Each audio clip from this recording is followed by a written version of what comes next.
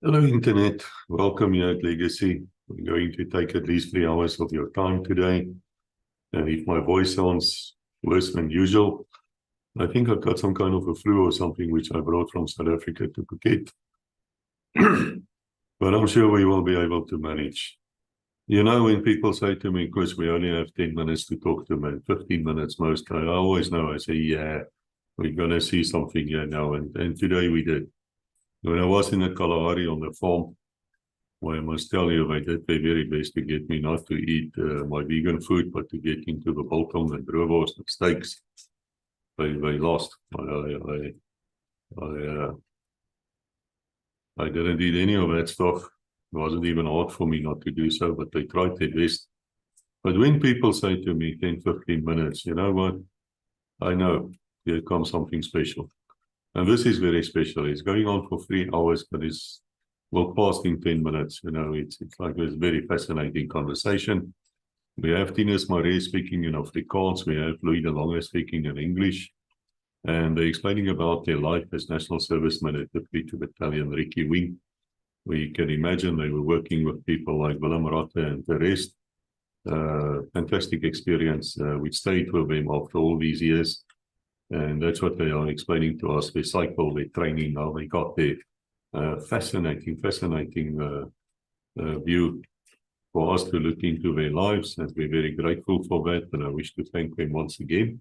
So let us carry on. Let us hear what they have to say. Goeiemôre. My naam is Thinus Marais.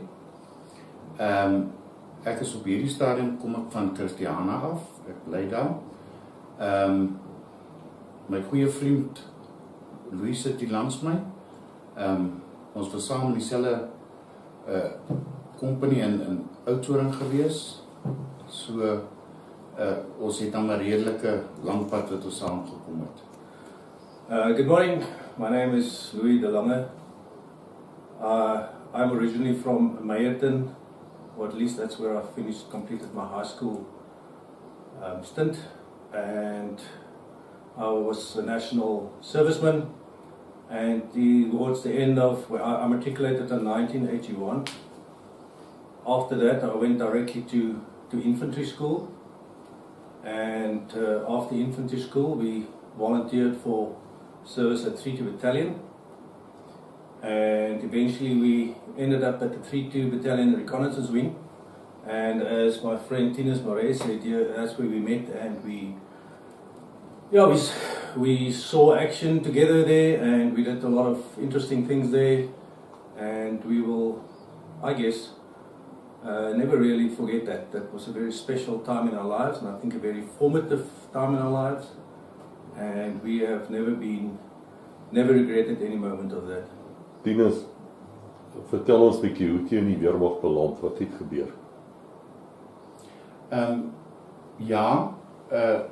Ek was opgeroep as 'n nasionale diensplig en op die ou Bloemfontein eensaai toe, waar ons daar kering gedoen het en toe na Oudtshoorn Infantry skool toe is en in HK company beland het vir opleiding as ons het dit genoem JIALS, dis Junior Instructeur kursus, en waar ons daarna of jy is 'n offisier of as 'n onderoffisier kursus gedoen, en ek is as 'n onderoffisier, met ander woorde korporaal, het ons daar uitgeklaar en toe nou uitgeplaas na ander bataljons of eenhede toe. Well, very similar to Thinus' background. Also, we were all national conscripts, so you had a choice whether you go to university first, but you're still going to do your national service, or you can go straight from school. And personally, I really like the idea of going directly after school. And so yes, and in my specific case, at school, we had a teacher, Bram Erasmus, and he had he made a huge impression on me. Mostly, I guess, because of his daring, his confidence, and then he had this beret, a camouflage beret with a buffalo head, and it was quite clear that he was respected amongst the other staff. And I asked him about that, and obviously cannot recall the conversation word for word, but the impression that I left with, what he left me with was, listen, if you're going to do your national service, and you really want to do something worthwhile, if you believe that that you don't just want to be an instructor at some nondescript or a general infantry base, if you really want to do something worthwhile, this is 32 Battalion. We are exclusively involved in over-bordered operations, a very professional unit, and if you're really looking to do something worthwhile, I recommend you do that. But for you to be able to do that, you have to do junior leaders course. So whatever you do, if you're really interested in that, make sure you go to infantry school, because you cannot end up there without being a junior leader. And so from there on, that was sort of the general compass bearing. So after I left school, my first port of call was in Middelburg at the South African Infantry Unit that was based at Middelburg. From there we did, as Tina said, they selected, not really selected, but they saw who were eligible more rather than selected, who were eligible to go to infantry school, to enter the junior leaders course there. And then we shipped out with the train to infantry school, ended up in Oudtshoorn.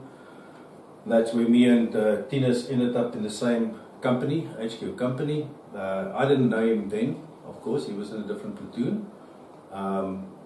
But yeah, so we completed the junior leaders course. I was at that stage, as part of the junior leaders course, there was you could go and do support weapons, 81 mortars and order 106, the anti-armor, anti-tank 106. So I ended up doing the 81mm mortar course, which was a specialist course. And after that was completed, we in 32 Battalion came to the school, to infantry school, and I remember that we had a very short interview. Wasn't really much, so they just wanted to know, are you interested? Yes or no? Heard you had mortar course. It was very, very quick, and that's where we ended up in the group.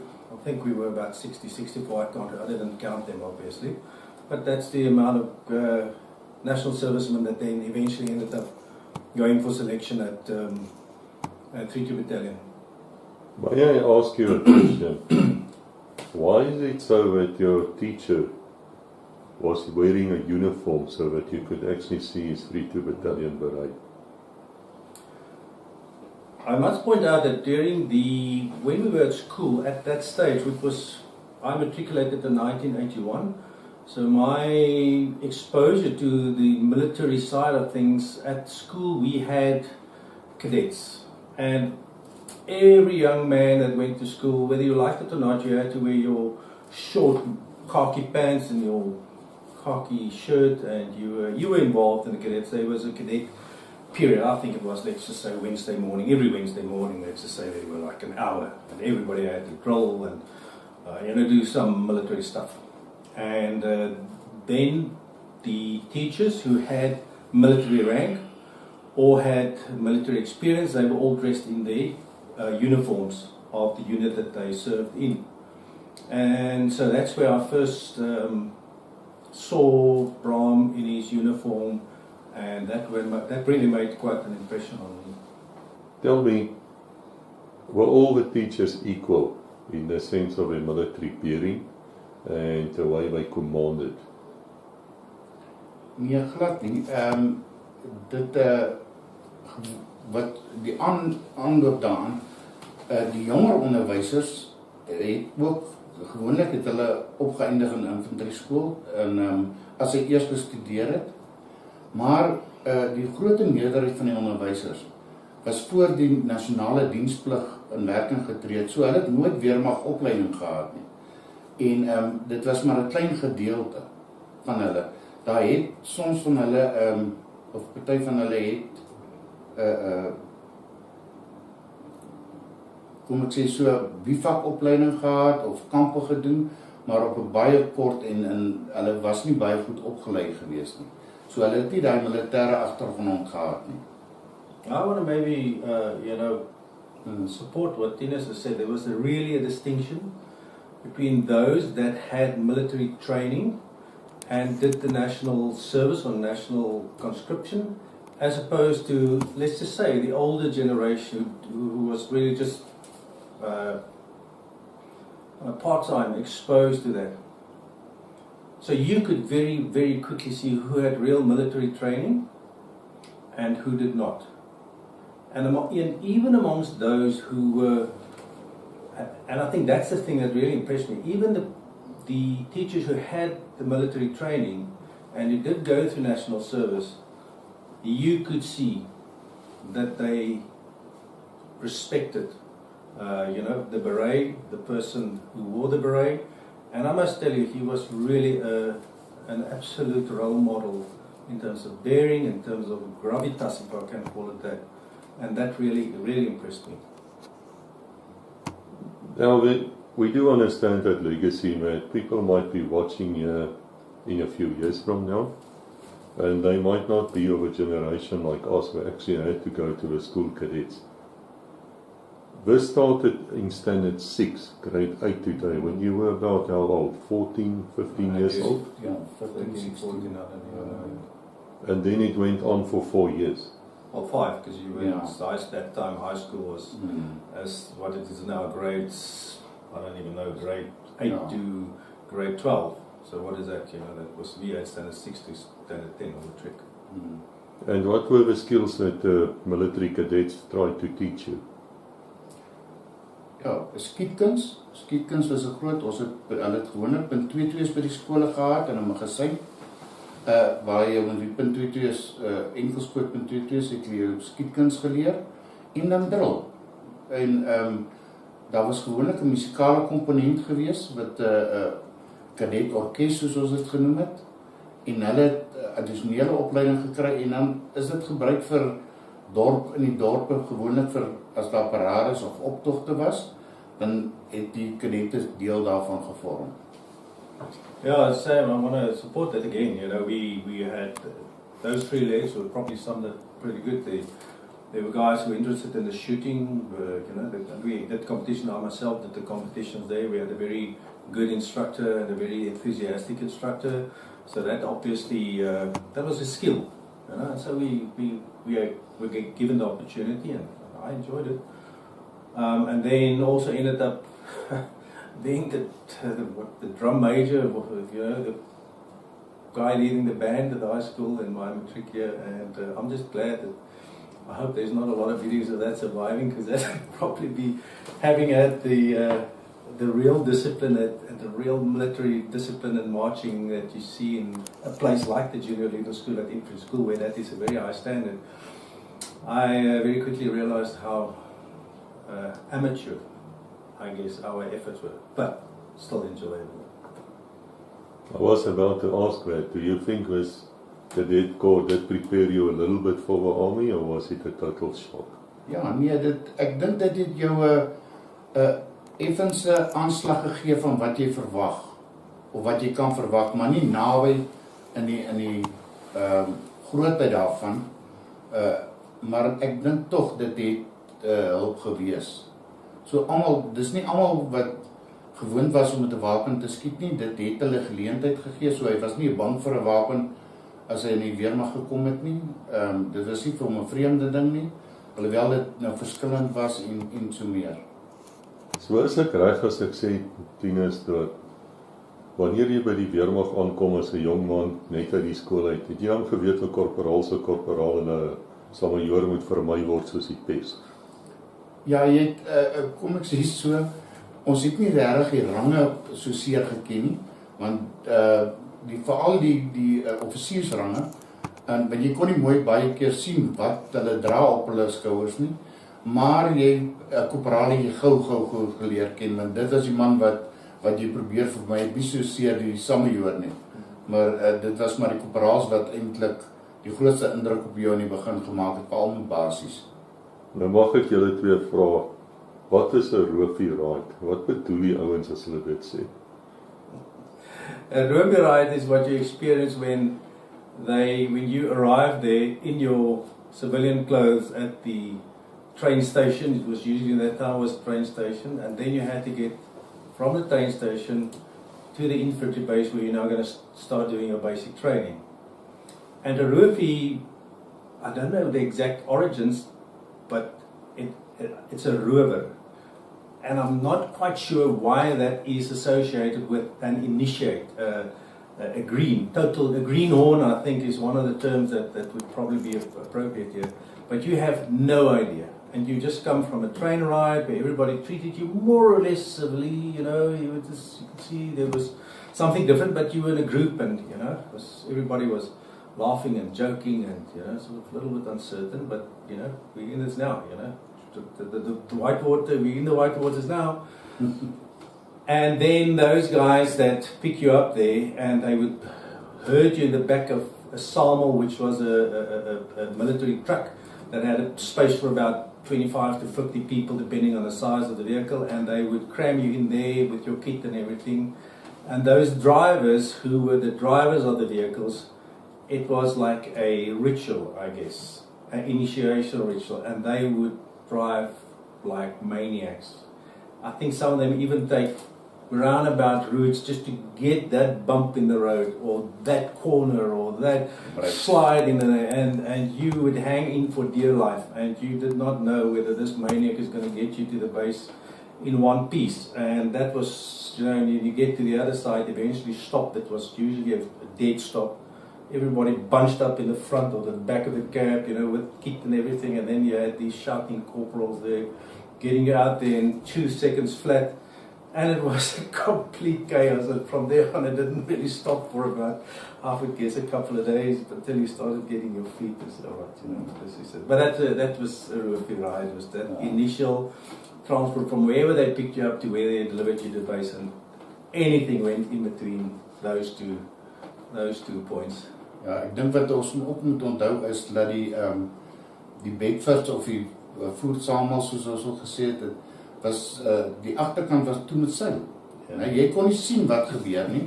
So jy's in die donker, so halwe skemer donker daar, en ons het op mekaar geval, en dit was soos Louis sê, dit was absoluut chaos gewees. Jy het nie geweet gaan jy lewendig aan die kant uitkom, maar waar gaan jy uitkom nie, want jy kon niks sien. And you didn't know how far this is, you know, you don't know where it is, unless you were fortunate to grow up in the place, but for most of it was a complete mystery what the destination is. May I ask, what's the greatest shock on your system? Is it being away from your parents and suddenly sharing rooms with other guys, and you being naked there in the showers of all strange people? Or was it the language? And not only the foul words, but the way these corporals speak, which is normally on the top of their voices. Did you find that shocking, like, wow, wat gaan aan hierso? Ek dink jy het so vooraf, is daar so baie stories vertel, so ons het 'n redelike goeie idee gehad van wat gaan gebeur tydens die met basis. Maar nog daai onbekende van, jy weet nie wat volgende op jou wag nie, gaan hulle jou nou laat hardloop, gaan jy nou straf PT kry of oefening kry, of wat is aan die gang nie, so, en hulle het jou so besig gehou, jy het nie kans gehad om te dink nie. Dit was die hele tyd in die beweging, en ek dink dit was ons grootste behoud gewees. Is dat almal was deur mekaar en jy was in 'n war gewees, en op so 'n manier het hulle ook gekry die gehoorsaam. En hulle beveel, anderster, as jy tyd gehad het om te dink daaroor, sou dit dalk heel anders geëindig het, maar ek dink dit is een van die groot redes hoekom hulle dit gedoen het ook. Dit almal maar gelyk gemaak. Yeah, I agree there completely. There was no shock really, because you didn't know what to expect, so there was no real shock. You knew that you were going to be, you were in for the whitewater raft, you know, and so, and in any situation like that, that's the beauty of being in a group of completely different people.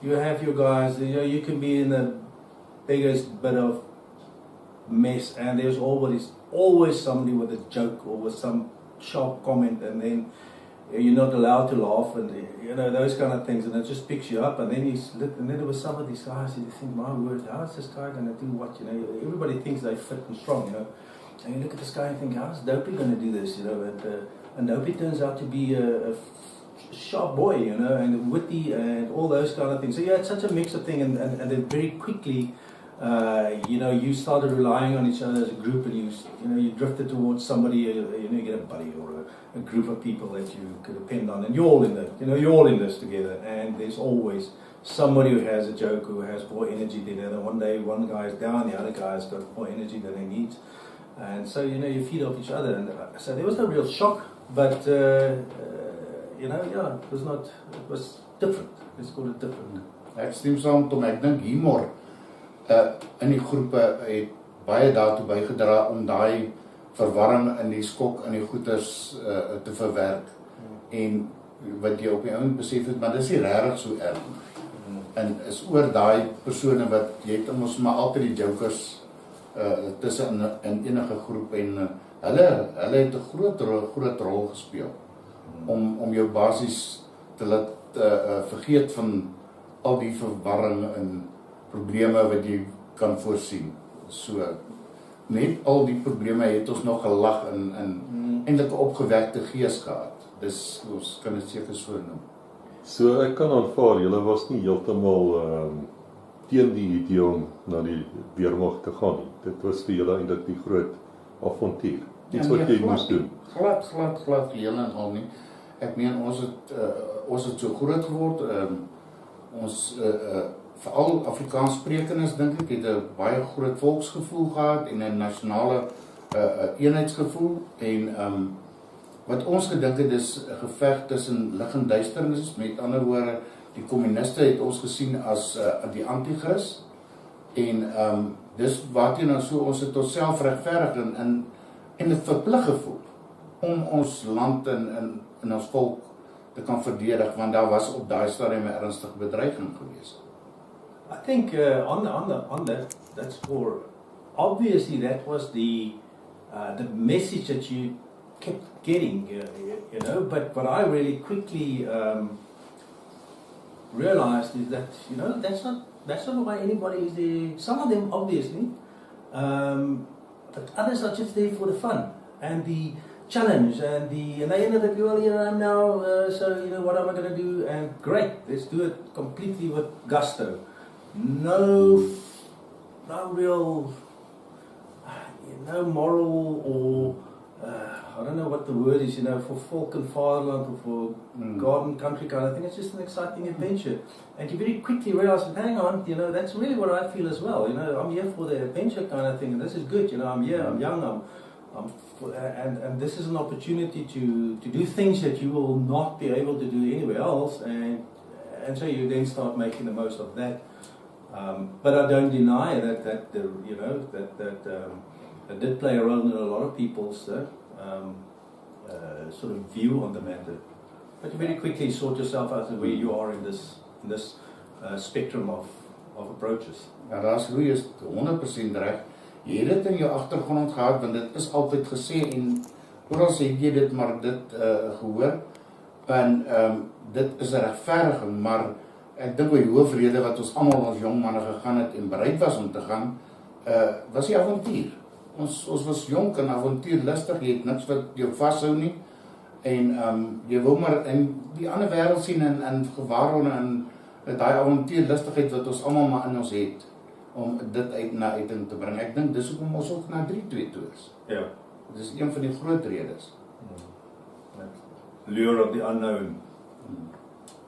I can ask you guys, I saw a video the other day of some of these young men arriving at the station, and all the instructors are waiting there looking at them a bit, and some of them had quite long hair, or what I could consider to be long hair.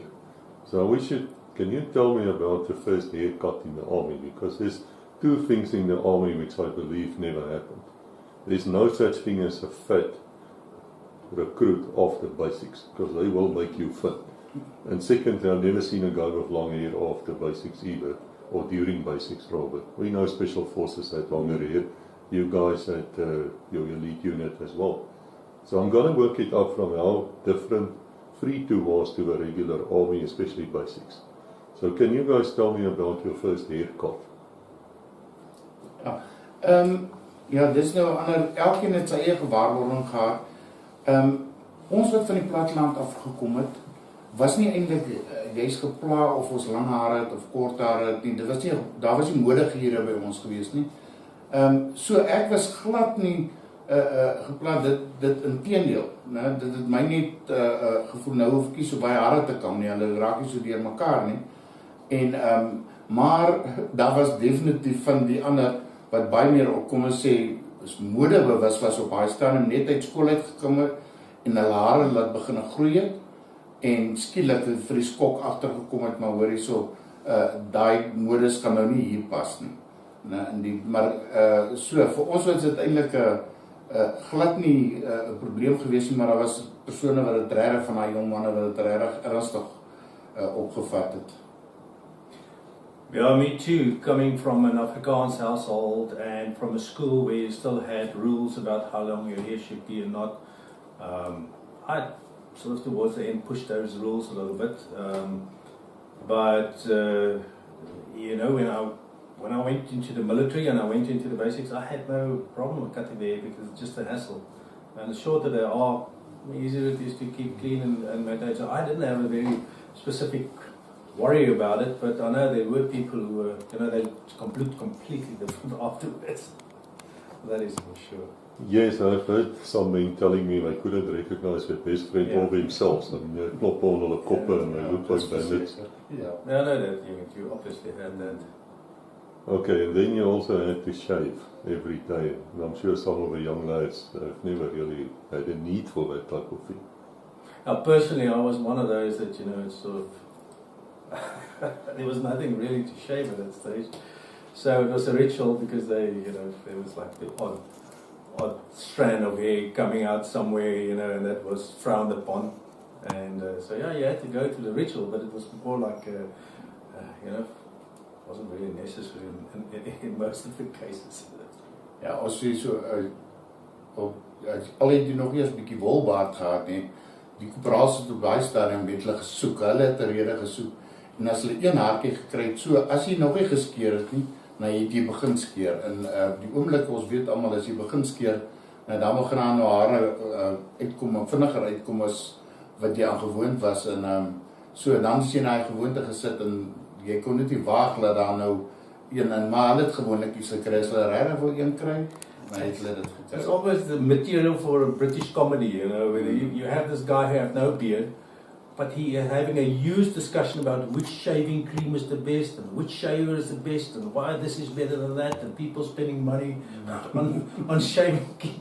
But really they have nothing to shave. You know, so I think it's a little bit looking back on it, you could probably make a bit of a comedy out of that. You know, these 5 young guys looking in the mirror and searching for something to shave with this brand new, I don't know what was the best shaver at that stage, and you know, discussing the pros and the cons and everything, but there's nothing to shave. Okay, so at the infantry school, did you guys get enough sleep? Or were it very intense? Ja, die program is gewoonlik baie druk geweest, die opleidingsprogram. Ek dink die meeste van ons het maar om in die oggend op te staan, daar was die netheid in die presisie waarmee alles gedoen is gewees het, was baie aan mekaar. So jy kon nie waag om 'n oomblik as daai korporale instap en jy sê jy moet opstaan, dit was nog donker geweest. Jy kon nie waag om 'n oomblik langer te lê nie, want dan gaan jy laat wees en hy het 'n probleem. So jy het maar net gehoop jy's in tyd, en gewoonlik was ons nooit in tyd, want jy's aangejaag, dan was jy nog nie klaar met niks nie. En dan het ons nou die oggendparade gehad, eers die inspeksieparade en daarna het ons aangetree en dan nou is daar gebid, met gebed geopen die parade, en dis nou 'n peloton wys waar die peloton sergeant, dis nou die korporaal en die peloton luitenant offisier gewoonlike luitenant gewees. Waar hulle nou geopen en dan vir ons gesê het wat die dag gaan behels. Ons gaan nou dit het gewoonlik in oefening PT wat ons nou maar gesê het, en dan lesse. En dit is so maar gewissel. En ons almal het gehoop en gewens dat daar 'n golf moet kom, want dan het ons gewoonlik so effens 'n ruskans gekry dat ons niks te hoef te gedoen het. Yeah, I would say in infantry school was based on good discipline because they knew that they were going to send this batch of junior leaders all across South Africa. And there's got to be a certain standard and a certain common approach to discipline, a common approach to discipline, I suppose, in the army, because that's where it starts, with the corporal and the lieutenant who works directly with the troops. And so that was non-negotiable. And I don't think you will find anybody who did their training at infantry school who didn't pride themselves on the myriad of ways that discipline was instilled. And that varied from person to person, and obviously as the group, the next group learned by the previous group, and they developed on it and improved upon the ways in which they will find ways of making you aware of discipline. And sleeping, you were talking about sleeping, and yes, I think they made sure that we got enough sleep. That was not the purpose, but it did not stop them from the odd occasion to just bring you back to reality, if you can call it that. And they would find ways of waking up at night, and often around inspections of your stuff, and they would come in there with a fire bucket and make a lot of mess there and turn the beds over, and then that would be, let's just say, 11 o'clock at night. And the next morning, 5 o'clock, you are going to have an inspection parade, and you're going to wash all your bedding, you're going to wash all your clothes, you're going to polish your boots, you're going to polish the floor, you're going to do absolutely everything, because tomorrow morning, 6 o'clock, you have an inspection.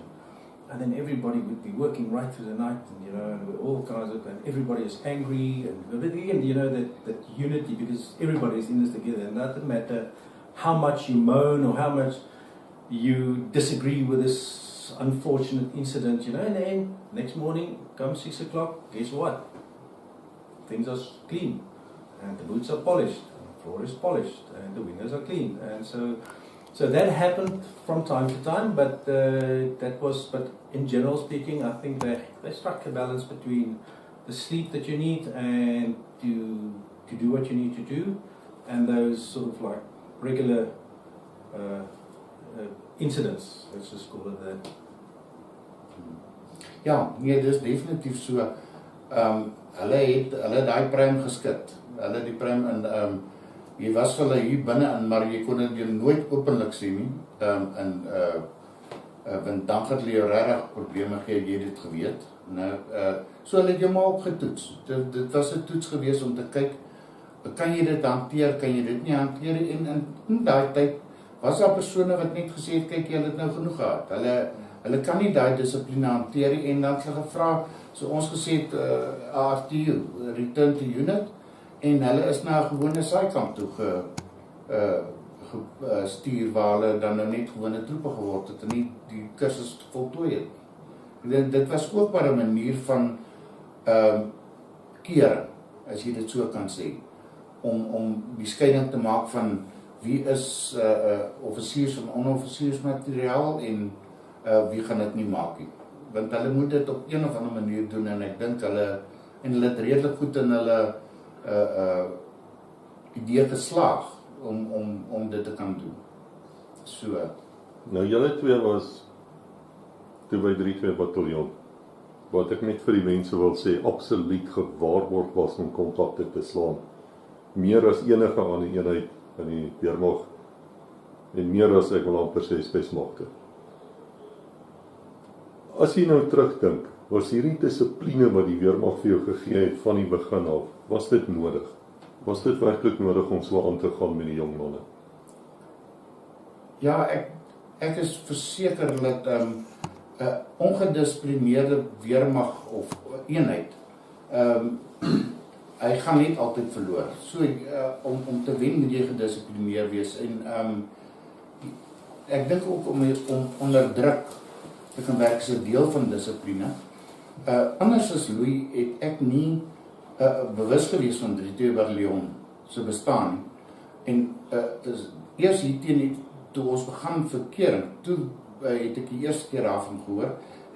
Eintlik het ek vir die bevelvoerder gevra, ek wou Koevoet toe gaan, want oor hulle grens, ek het hulle gesien, het ons tydens ons grensfase en ek was nie baie lus vir die eenheid of die uniform eenhede nie, en om iemand anders opleiding te gee nie. Ek, soos sê, die avontuur en die onsekerheid daarvan. En dit was ons het na die bevelvoerder toe gaan en toe sê ek vir hom, luister, ek wil Koevoet toe gaan, toe sê, maar dis 'n polisie eenheid, maar hy weet toe nou, hy sê, en toe ek hom nou sê, hoekom ek wil gaan, toe sê nie, maar hy weet presies die plek, en ons moet ons maar fiks hou, en reg hou, want toe het die persone al, die ander, al begin is bietjie meer rustiger geraak, en want die kering gaan kom, en hy sê vir ons laat weet as die kering kom. En vir die eerste keer wat ek toe gehoor het van 32Bn is toe hulle daai dag gekom het by die Infantry skool vir die kering. I just want to pick up on discipline in a military setup. I think discipline, in my view, is the bedrock of any military system. Without that, you know that you don't have a military. And discipline can express itself in many forms. For example, the person who gets up 5 o'clock to prepare your meal and make sure that he has enough of the material there to be able to provide a meal for 100, 200, how many people, that's discipline. And if he doesn't follow the instructions of the people who organizes that, then there is no discipline. So that's discipline. You can have the state president's guard. They have magnificent display of coordination. That's discipline, because you have to practice it day after day. Sun, shine, rain, that's discipline. Whether it is in a fighting unit like 32 Battalion, that's discipline. Maybe in a different form. But to be able to follow and to persevere and do what you are trained to do, and do the training, that's discipline. So discipline is to me almost the fabric that holds a lot of these things together. And yeah, so the question, if I have to answer the question of whether I think discipline to that degree was necessary, I would absolutely agree with that, yes. So when you guys meet up with who from 32 Battalion there at Infantry School, how did that briefing go? I'll explain to you why I say that. Special Forces had like a beach buggy driving. They showed this movie. And I'm trying to get hold of that movie. If anybody's got it, just send it to me. And this is beach buggy. And there's this square jaw kind of Special Forces guy sitting there with a very beautiful blonde right next to him.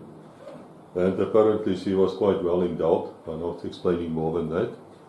And bouncing around there in a beach buggy, and she was looking very admiring to this guy with his parachute wings and everything. And I've had many Special Forces men say to me, they think that is a good reason to join Special Forces. Of course, they never saw this woman ever in their life ever again. But how was the speech? What did this colonel or whoever came and told you about the unit to get you to say, okay, so I'll sign up, I'll try this?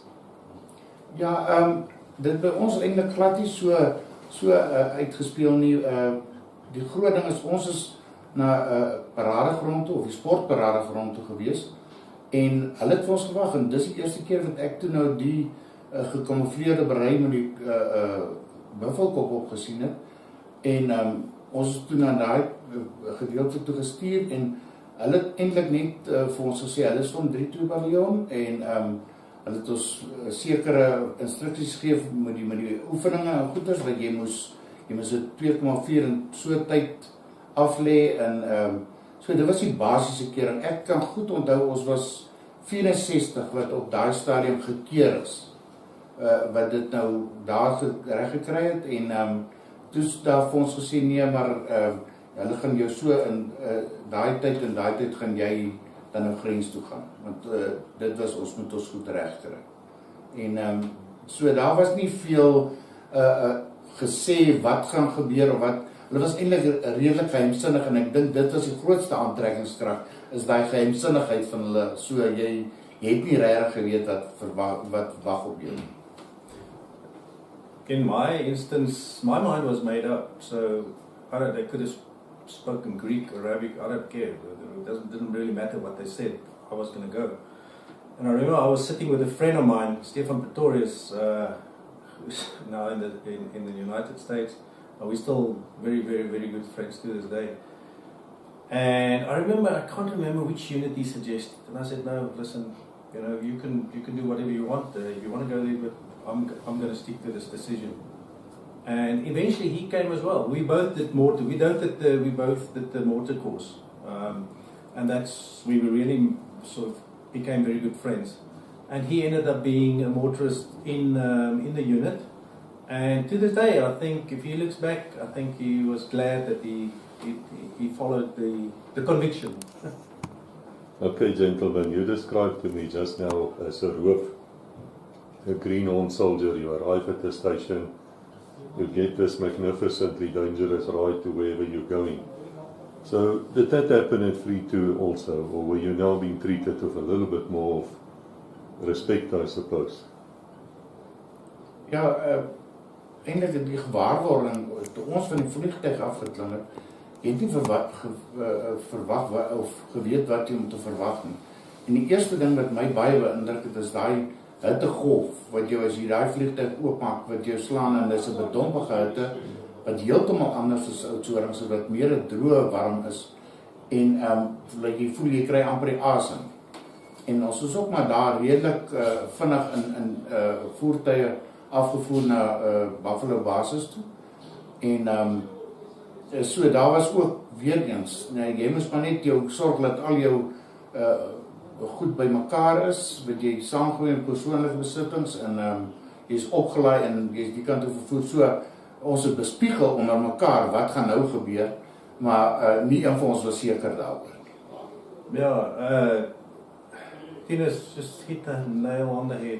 To me as well, the first realization, you fly at I don't know how many thousand feet in the back of Flossie, as they call it. So there were what, 200, 100, I don't even know. Troops now being transported from Waterkloof Air Force to Rundu Air Base, and it's cold.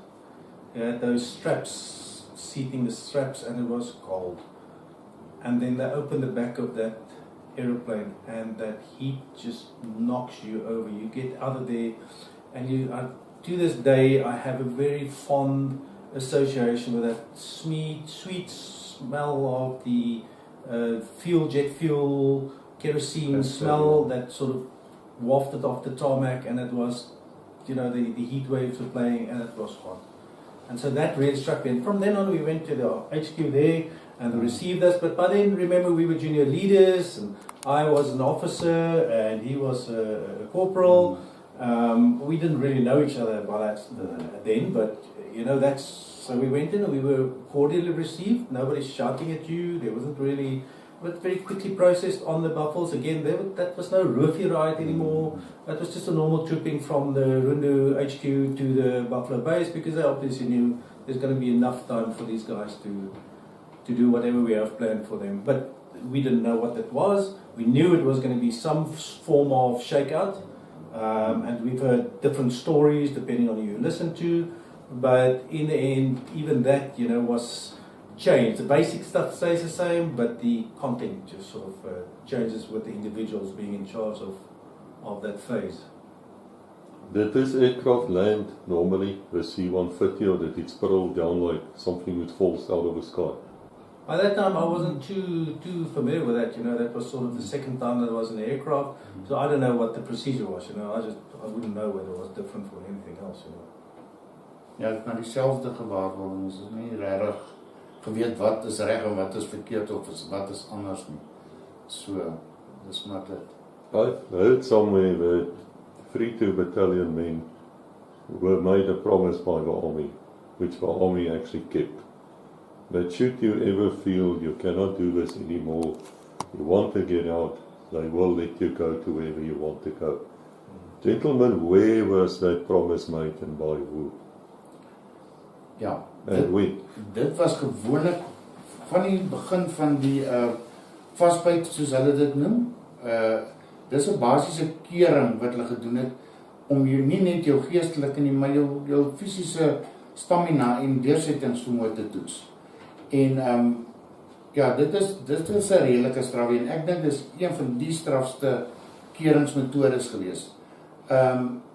Want daar is fisies daar baie persone wat al wou hy nie afgaan nie, hy het 'n uitpunt gekry en hy is outomaties van die kursus afgegaan en hulle het die hele tyd ons gevolg op ek veronderstel die leiersgroep daar wat daarmee getaak is en vir jou gesê, maar enige tyd as jy so dis verskillende persone gewees vir jou gesê, enige tyd kan jy afklim, hulle gaan vir jou dadelik kos gee en koue koeldrank en hulle het dit gedrink. Ek dink dit maar geestelik ook was dit 'n manier om jou te probeer om te kyk, is jy regtig vasberade om daar te wees, wil jy graag daar wees of is jy maar net een van die wat opportunist, wat maar net hier 'n geleentheid gesien het en goed en daar het heel wat afgeklim. Ek weet verseker ons was 64 wat daarmee begin het en op die oomblik het net 46 oorgebly. So dit was maar 'n strawwe keringsproses gewees maar hulle het definitief hulle het dit gesê nie net op een geleentheid, die heel pad wat ons besig was, selfs in die aande wat ons wakker gehou het en het hulle nog steeds. Dit was hulle ek sê amper hoe kom mens dit noem, hulle go-to strategie gewees om jou te kyk hoe ver jy dit gaan. En ek dink dit het goed gewerk ook. Hulle het baie, die uitdaging was baie goed gewees, op so 'n manier reg gekry. Yeah, I don't want to go into the details now about the actual content of what they did and what they didn't do,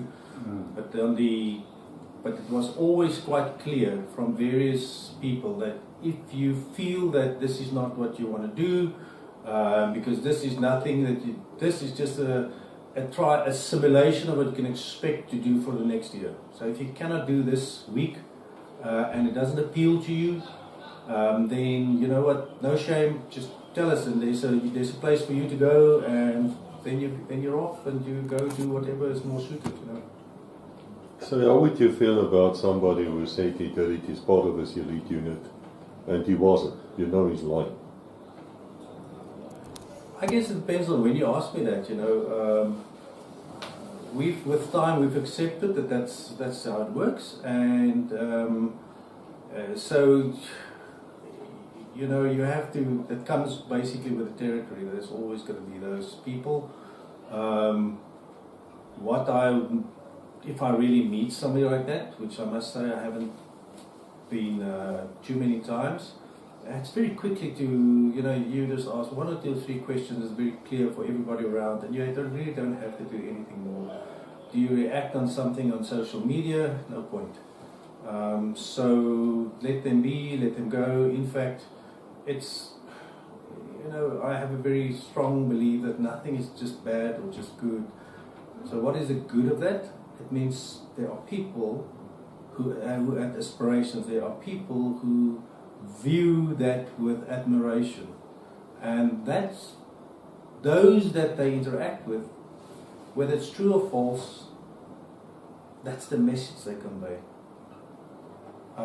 Whether I agree with that, no, I don't think so, and I think that's probably, you know, good, and there's a sense of injustice that goes along with that, but you know, as I say, with time, that is just the way it is. Ja, ek wil saamstem, ek dink 'n persoon wat so jy in die begin raak nie kwaad daaroor, want jy weet hulle het nie al dit gedoen en opofferings gemaak om daar te kom en hulle wil nou daai selfde eer aan hulle self betoon en goeders en of toeskryf of hoe mense dit ook al kan noem. En dit maak mense ongelukkig. Maar soos Leo gesê het, mens vang vir hulle baie vinnig uit. 'n eenvoudige ding is ons taalgebruik. Ons het ander name vir soos 'n persoon wat praat van 'n uitspring rugsak of so iets. Ons het hele ander, ons sê vir dit 'n masjiela en dis algemeen in ons die companies en in die verkenningseenheid dat ons het gepraat van 'n masjiele. En ons ken dit nie aan. En as 'n persoon vir jou sê van sy rugsak en goed, dan weet jy die gevaarklokke het onmiddellik begin lui. So ons het redelik maklik dat jy so 'n persoon kon uitvang. Ek dink dit is op die manier van praat en beskrywings. Nou wil ek julle 'n vraag vra wat miskien bietjie onregverdig is. Maar julle ouens is nou 'n jaar later, wat julle is minstens 'n jaar by die eenheid. Nou kom die nuwe groep ouens daaraan. En die ouens hardloop ook nou maar daar rond en is die keringsproses. Voel jy so bietjie jammer vir daai ou of voel jy glad nie jammer vir hom nie?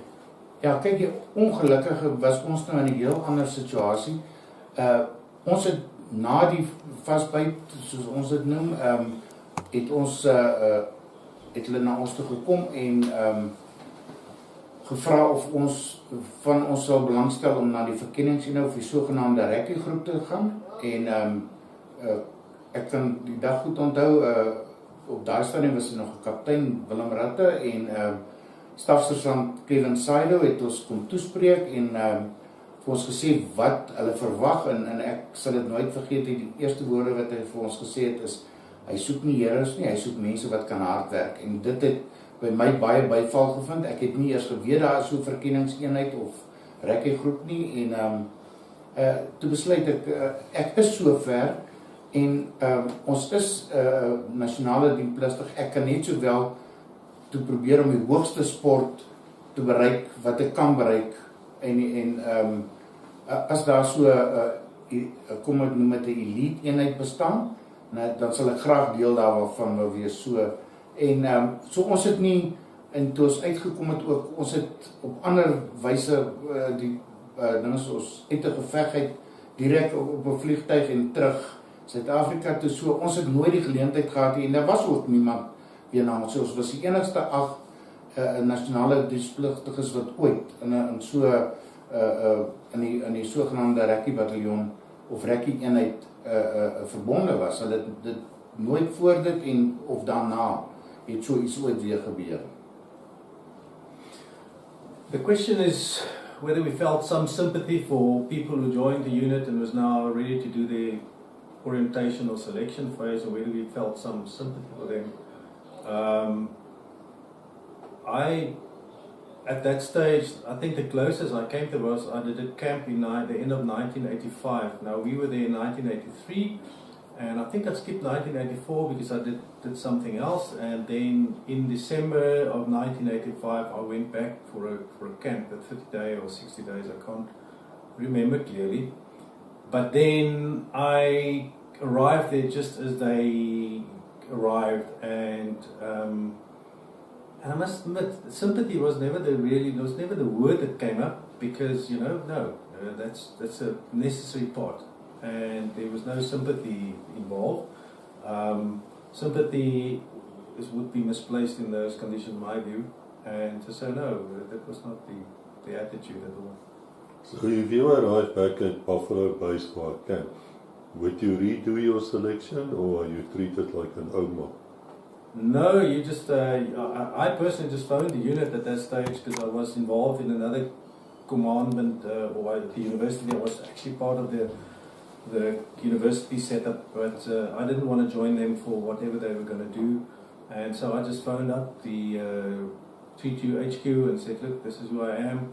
And, do you have work for me to do? And they said, yes, please, come, jump on. The next day I was arranged, my ticket was arranged, I flew to Waterkloof, and I was on their posse, and I was in the HQ, went back to Buffalo. So that was a very, very simple. You just really had to pick up the phone. And I think that's made this unit so special, is everybody who did their stint and was a valued member, and you just really had to pick up the phone and you said to them, this is who I am, this is where I was, do you have work for me? Then they always had work for you. So that was very good. Ja, ek het nooit weer nie, ek het direk na die weermagtyd, na ons uitgekom het, ek was al bietjie laat met die inskrywing gewees, het ons gaan verder studeer en teen die tyd wat ons, wat jy elke keer maar uitstel gevra het oor studies, die nie kon gaan nie, en toe na 3 jaar het hulle vir ons weer oproep instruksies gestuur, maar op daai stadium was dit toe nou verander. Die hele dit was nie meer 3-2 verkenning nie. Dit het verander na 3-2, na swaar rekkie toe, as ek dit nie mis het nie. Ek is nie so seker oor dit nie, maar ons het onderneem om ons kampe by 3-2 verkenning of 3-2 bataljon te doen. Maar toe ek nou sien, dis swaar rekkie, ek het nie die gelede is dieselfde, of inteendeel, dit was eintlik nie dieselfde nie, toe is dit nou al half beheer oorgegee, en het ek gevra om eerder na 'n regiment toe oorgeplaas te word. May I ask you, what's your first impressions of Willem Recce? Ja,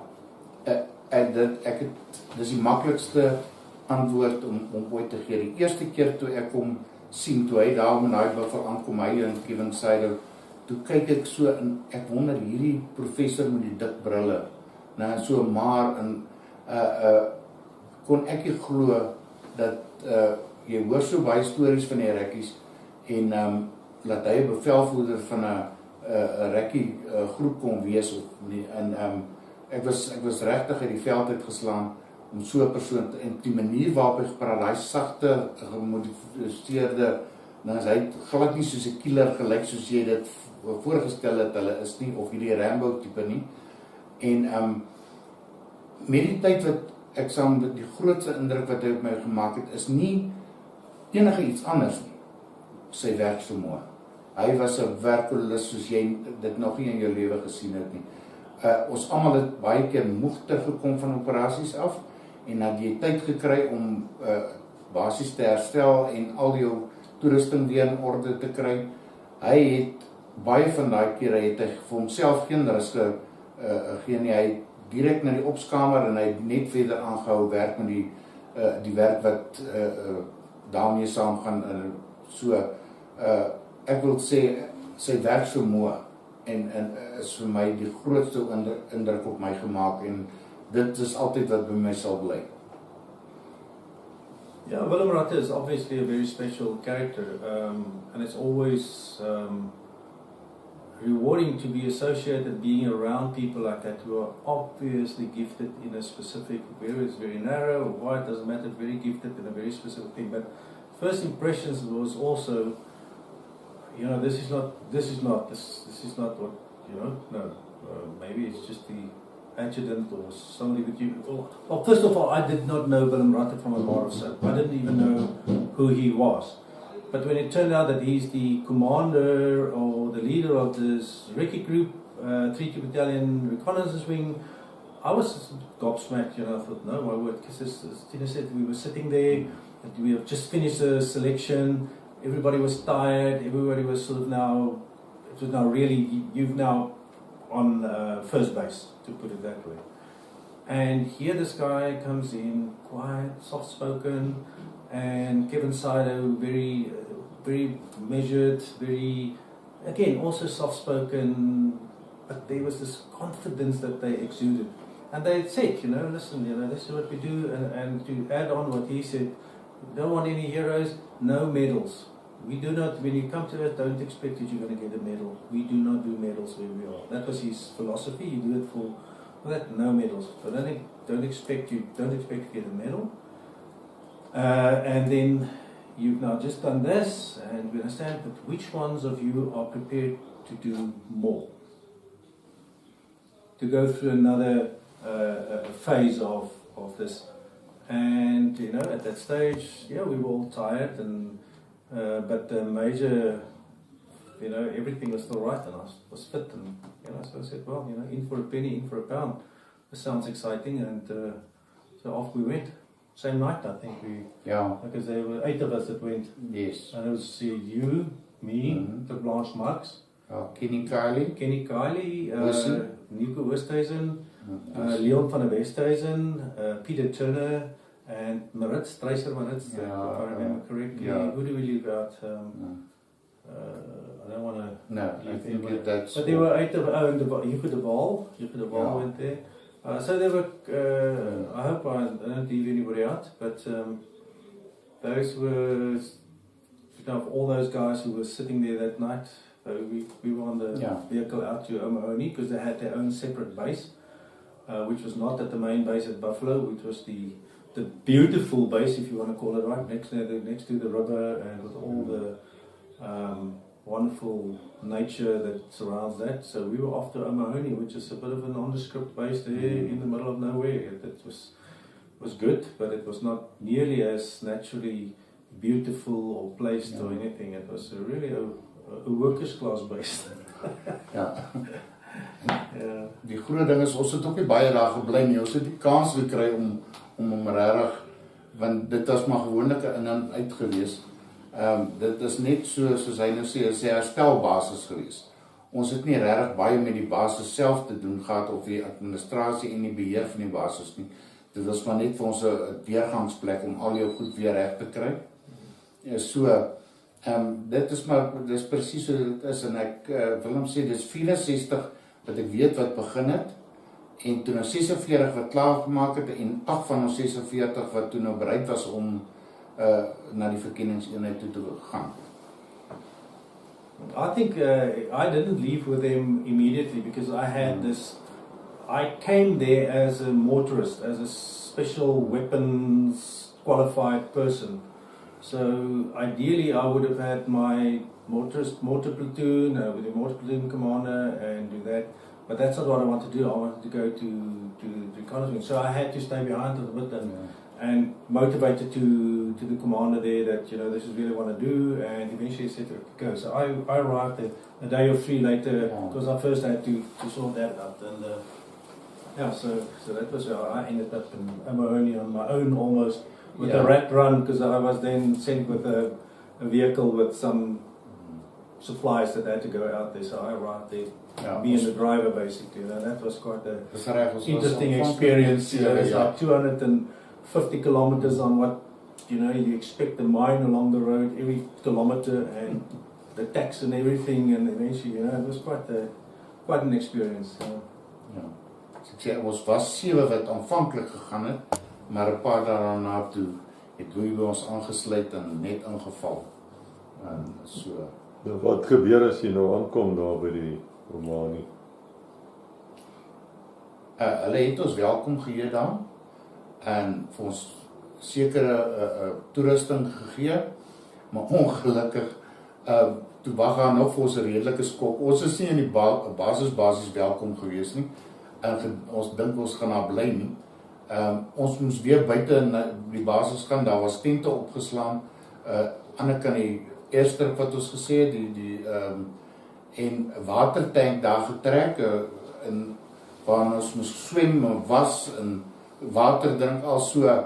Ons is basies soos, ek wil amper sê, malaatses behandel op baie stadium, en jy was net op spesiale met opleiding en goed wat lesings is ons toegelaat in die basis. Die rest van die tyd moes ons buite bly. En so ons het maar weer 'n kering of ek wil amper sê dit is so rekkie basis het ons weer deurgegaan. So hulle noem dit ook die kader. Dit beteken maar net kursus, dis die verkenningskursus wat jy dan ook moes deurgaan en moes slaag. En dit het ook fisies en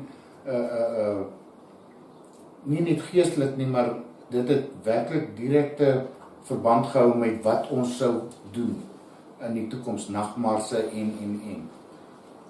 Yeah, when I arrived there, obviously I arrived there with a vehicle, a Buffel, what was called a Buffel, which was a mine-resistant vehicle, which is actually a personnel carrier, but on odd occasions they used it to pack it full of stuff that they need to go to the base, and I was basically the vehicle commander. Suddenly, I've never commanded any vehicle in my life, but there I was a vehicle commander on a 250-kilometer trek into nowhere, and fortunately the driver knew the road very well, and I was just sort of, I was just along for the ride. Fortunately, it wasn't called on my vehicle commanding skills to do anything at that point in time. But I arrived there, and I'm only full of dust, and it's quite a long way.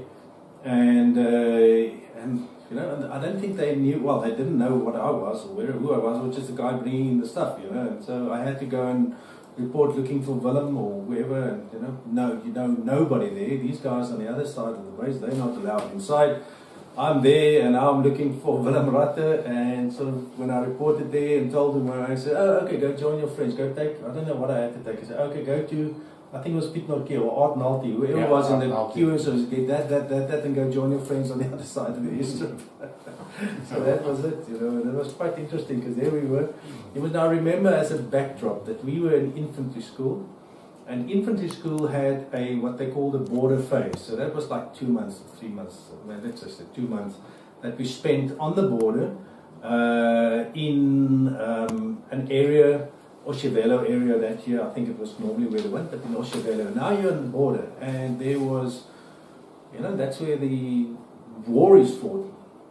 And so your impression of the war, of the border is, you know, all kinds of, anything can happen there. This is dangerous territory, you know. There's all kinds of people there who don't like you.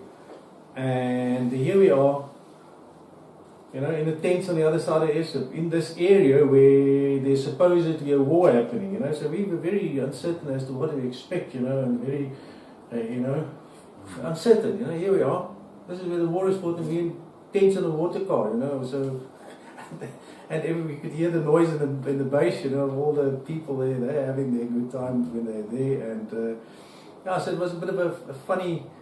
We didn't know, you know. This is not where the war is, and we're just like 8 guys here, you know, and intense, you know. That doesn't really felt very secure at that stage. You know. Daar was geen beskermingswalle soos by die basis of iets nie. Ons was daar nie oop in tente. We weren't sure. Are we supposed to make like, you know, are we supposed to dig in? Are we supposed to do what? We didn't know. So in the end, we just slept there and just stuff it, you know. We're going to take basic care of ourselves, and that's it. Yeah, I'm fully aware that this caring and this training at the Recce wing, Recce group, is very much based upon one reconnaissance commando or regiment. So this is serious training. Did you realize immediately this is very different? Would you have, say, for instance, not have South African weapons but communist weapons, different uniforms, things like that? There was no doubt about that. This is different, and I think the main difference was not so much in that, but the professional attitude. Yes, we were sleeping outside the base. Yes, our lives were not made comfortable, but it wasn't made hell either. That element was gone. It was tough. Early mornings, you go for your PT, you come back, you go to the shooting range, you shoot your weapon, you get the weapons in, you make sure, because that's what you need to do. So the whole approach, the whole objective, the objective of the orientation was to tire you out physically, mentally, to stuff you around, to make sure that, you know, so that there was different things that they wanted to do. By the time we arrived there, the days were not shorter necessarily, but the content of the day was different. There was a specific objective behind each thing. You're going to shoot, go to the shooting range, you're going to shoot. Not because we have half an hour to fill, but because you need to be able to do certain things, you know, and this is what you need to do, and this is what you need to do, and this is why you need to do it. And you do it again and again and again until it becomes complete. And then there were things like, for example, you know, things that, and that's where I want to sort of support Thinus, is that for a number of reasons, we had the unbelievable opportunity as national servicemen to join a unit like 32Bn Recce. The year before would not have been possible. The year after, there were one South Africa or Southwest African reconnaissance unit. It would not have been possible for that very short window of time, for various reasons in the unit, depending, you know, a need. We were offered the opportunity to do that. Because normally you would have had to be either a permanent staff member or permanent force member, or at least you know, short service, meaning you had to sign on for another year. But as I say, for various reasons, we were given the opportunity, and it was we had the opportunity to do things, like I said, that nobody else that I know of, unless you were in that group or in that part of the army, you would not have been given that opportunity. So we did special weapons, all the foreign weapons, everything that you may encounter from the enemy, you must be able to use and apply effectively. So that was we had all of those there, and everybody individually had the opportunity to handle and use every weapon proficiently. You had to be able to take it apart, put it together, know what the basics is, and so on. So that takes up a lot of time, but you don't mind, and it's not as if you are, as I said, the element of being stuffed around just because it was an hour in a day to fill, that's gone. Now you are engaged because this is something, and it's interesting. The same with navigation. I think one of the first things, I think that when I really realized that this is different from anything I've ever done and probably will ever do again, was New Year's Eve 1983. Because one of the elements that in that time, there was no GPS, there was no electronic, nothing. It was a handheld compass, and you had to be able to count the number of steps that you take, and you have to have a very good sense of time, and those are navigation. Is that how you navigate? And that was drilled into us, and there was various training elements that developed your ability to be able to navigate, and that was the first thing. And you must help me if I'm wrong, but that was the first thing that we had. You could shoot any weapon you want, and you can do whatever you want, but if you cannot navigate, then you cannot be there. That's it. That was to me the first thing. So obviously went out of the way, not in a mean way, but in a very instructive way. This is how you do this, and you practice it over and over and over again. I remember, that exercise where you get blindfolded and you have to determine your personal bias. If you walk 10, if you have 10 kilometers and you are not where you think you're going to be, are you going to look right or left? What are you going to do? So you have to know, I'm more likely to be to the right of the target or to the left of it, and by what distance.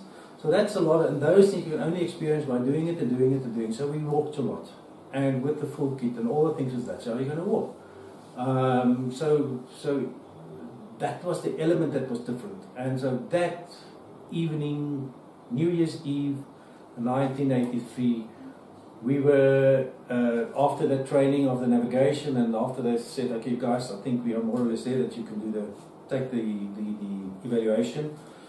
All of us were bundled in the back, full kit, everything you're going to wear, full kit. I mean, those things were, and I had a very heavy weapon, they called it PKM, and with 500 rounds of ammunition on that in itself is, I don't know, I can't remember.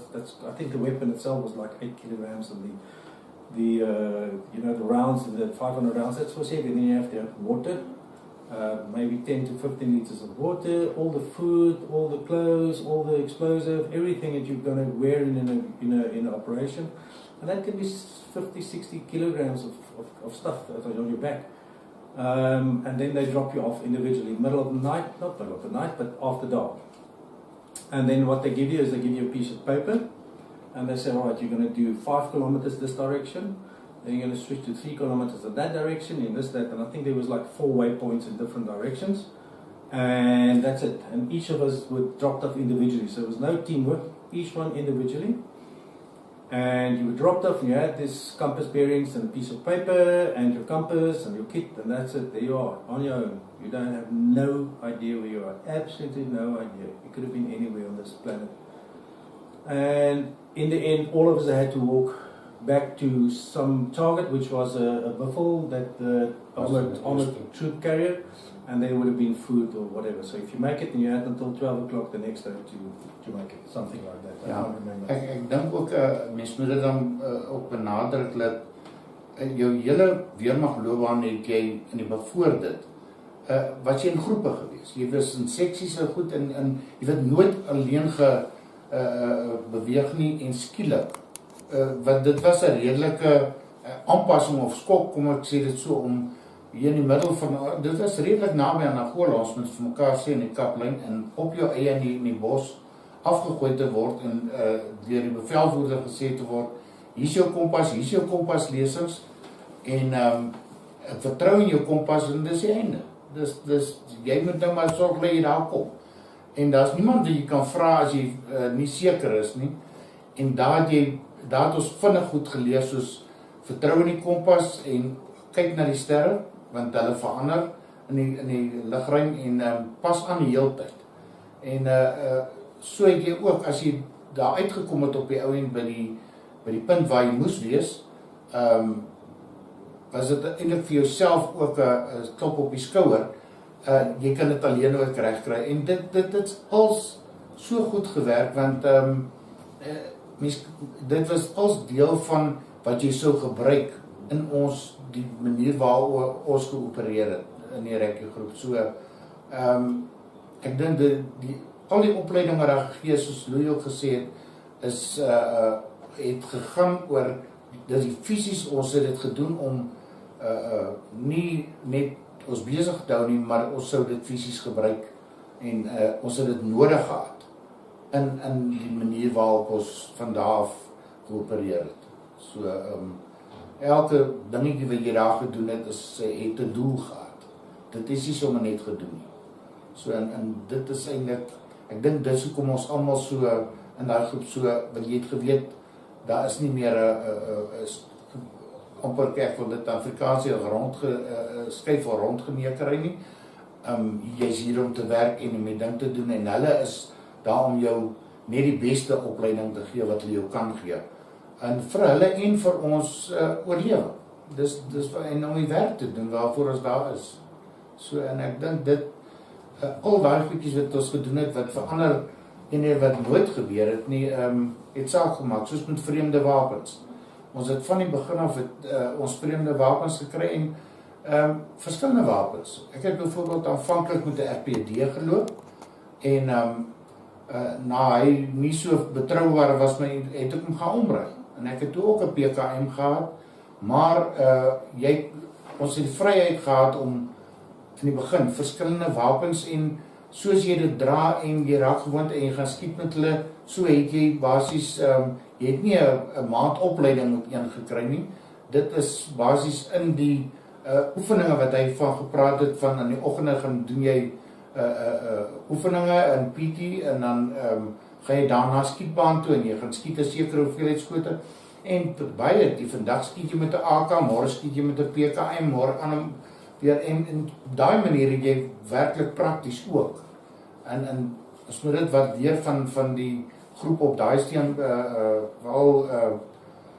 nou kommandant Ratte, dat hy dit baie benadruk, dat ons moet, jy gaan nie net in skiet 5 skote nie, ons het redelik baie geskiet. En dit het ook jou selfvertroue, en as jy storings kry, hoe om dit reg te maak, so, as jy ondruk is, dan kon jy, redelik onder druk kon jy jou geweer weer, hoe sê, na werkende toestand kry, so. I just want to quickly jump back a little bit again to that night march, because I think to me, and I think for all of us, if I remember correctly, was a watershed for a couple of reasons. The one is that you knew suddenly that you can operate independently. And remember, that area was where the war happened, the cut line. It was like 5 kilometers from the cut. Well, we know more or less where we are. We're not in Pretoria. So this is where the war is happening, and you're on your own, and you have your whole kit and everything. And when you listen to yourself, you feel like you're like a rhinoceros storming through the bush. For them, if you go down to have a rest or a water break, and it's quiet, and there's this, there's absolutely quietness, and then you get up, you're almost too scared to move because you make a hell of a noise. And to get beyond that, and to, and when you arrive, and I think the other thing is that it's a testimony to the training of the guys who were there, the Willem Rattes, the Kevin Siders, the Knowles, all those people who were there. The fact that there was not one of us who didn't finish. Not one of us did not finish that navigation exercise unsuccessfully, and that to me is a testimony of the fact that the stuff that they trainers worked, and it also is a testimony to the fact that the way that they recruited us was probably a good thing. So there was a lot of things that I think came together, but once we did that, and that changed from working in groups or large groups to working to know that, listen, if it comes down to the push, we can operate individually. that to me was a mind shift that was not insignificant. So I don't know if you agree with that. Ja, de 100% en ek wil ook net sê dit wat hulle moet besef, die persone is ons het in 'n gebied gewees waar die oorlog plaasgevind het. So jy kon enige tyd in die vyand vasgestap het en op jou eie. So dan is jy op jou eie gelaat en daar's nie iemand om jou daar te help nie. En dan buiten dit ook nog dit is wel 'n deel gewees, daar was baie olifante en ons het gereeld spore gekry, ons het gereeld olifante gesien, daar was boesmans wat in 'n basis, buitebasis gebly het, wat op gereelde basis gejag het. En so, en daar was luiperds en jagluiperds ook gewees wat ons van weet en so dit was nie net die vyand gewees nie, dit was regtig 'n situasie wat meeste van ons nie van gewoond was nie. En hier moet jy skielik op jouself vertrou. Jy het nie meer iemand anders om op te kan vertrou nie. So dit maak jou gou volwasse. I wonder if you two gentlemen can tell me a little bit about your training, the different facets of it, because I do understand that you did other courses as well, medical, explosives, all sorts of things. Yes, that was, I think, or I know, that is one of the main differences that we very quickly realized. We alluded to it earlier, that one of the things that set O'Mahony and the guys, the Willem Ratters, the Kevin Siders, the Peter Williamses, there were so many guys, I'm doing an injustice by not naming all of them, because from each one of them we learned something, from anti-tracking to behavior, small team tactics, how do you operate in a small team, because that was obviously a huge difference away from the normal conventional training that we received at Oudtshoorn.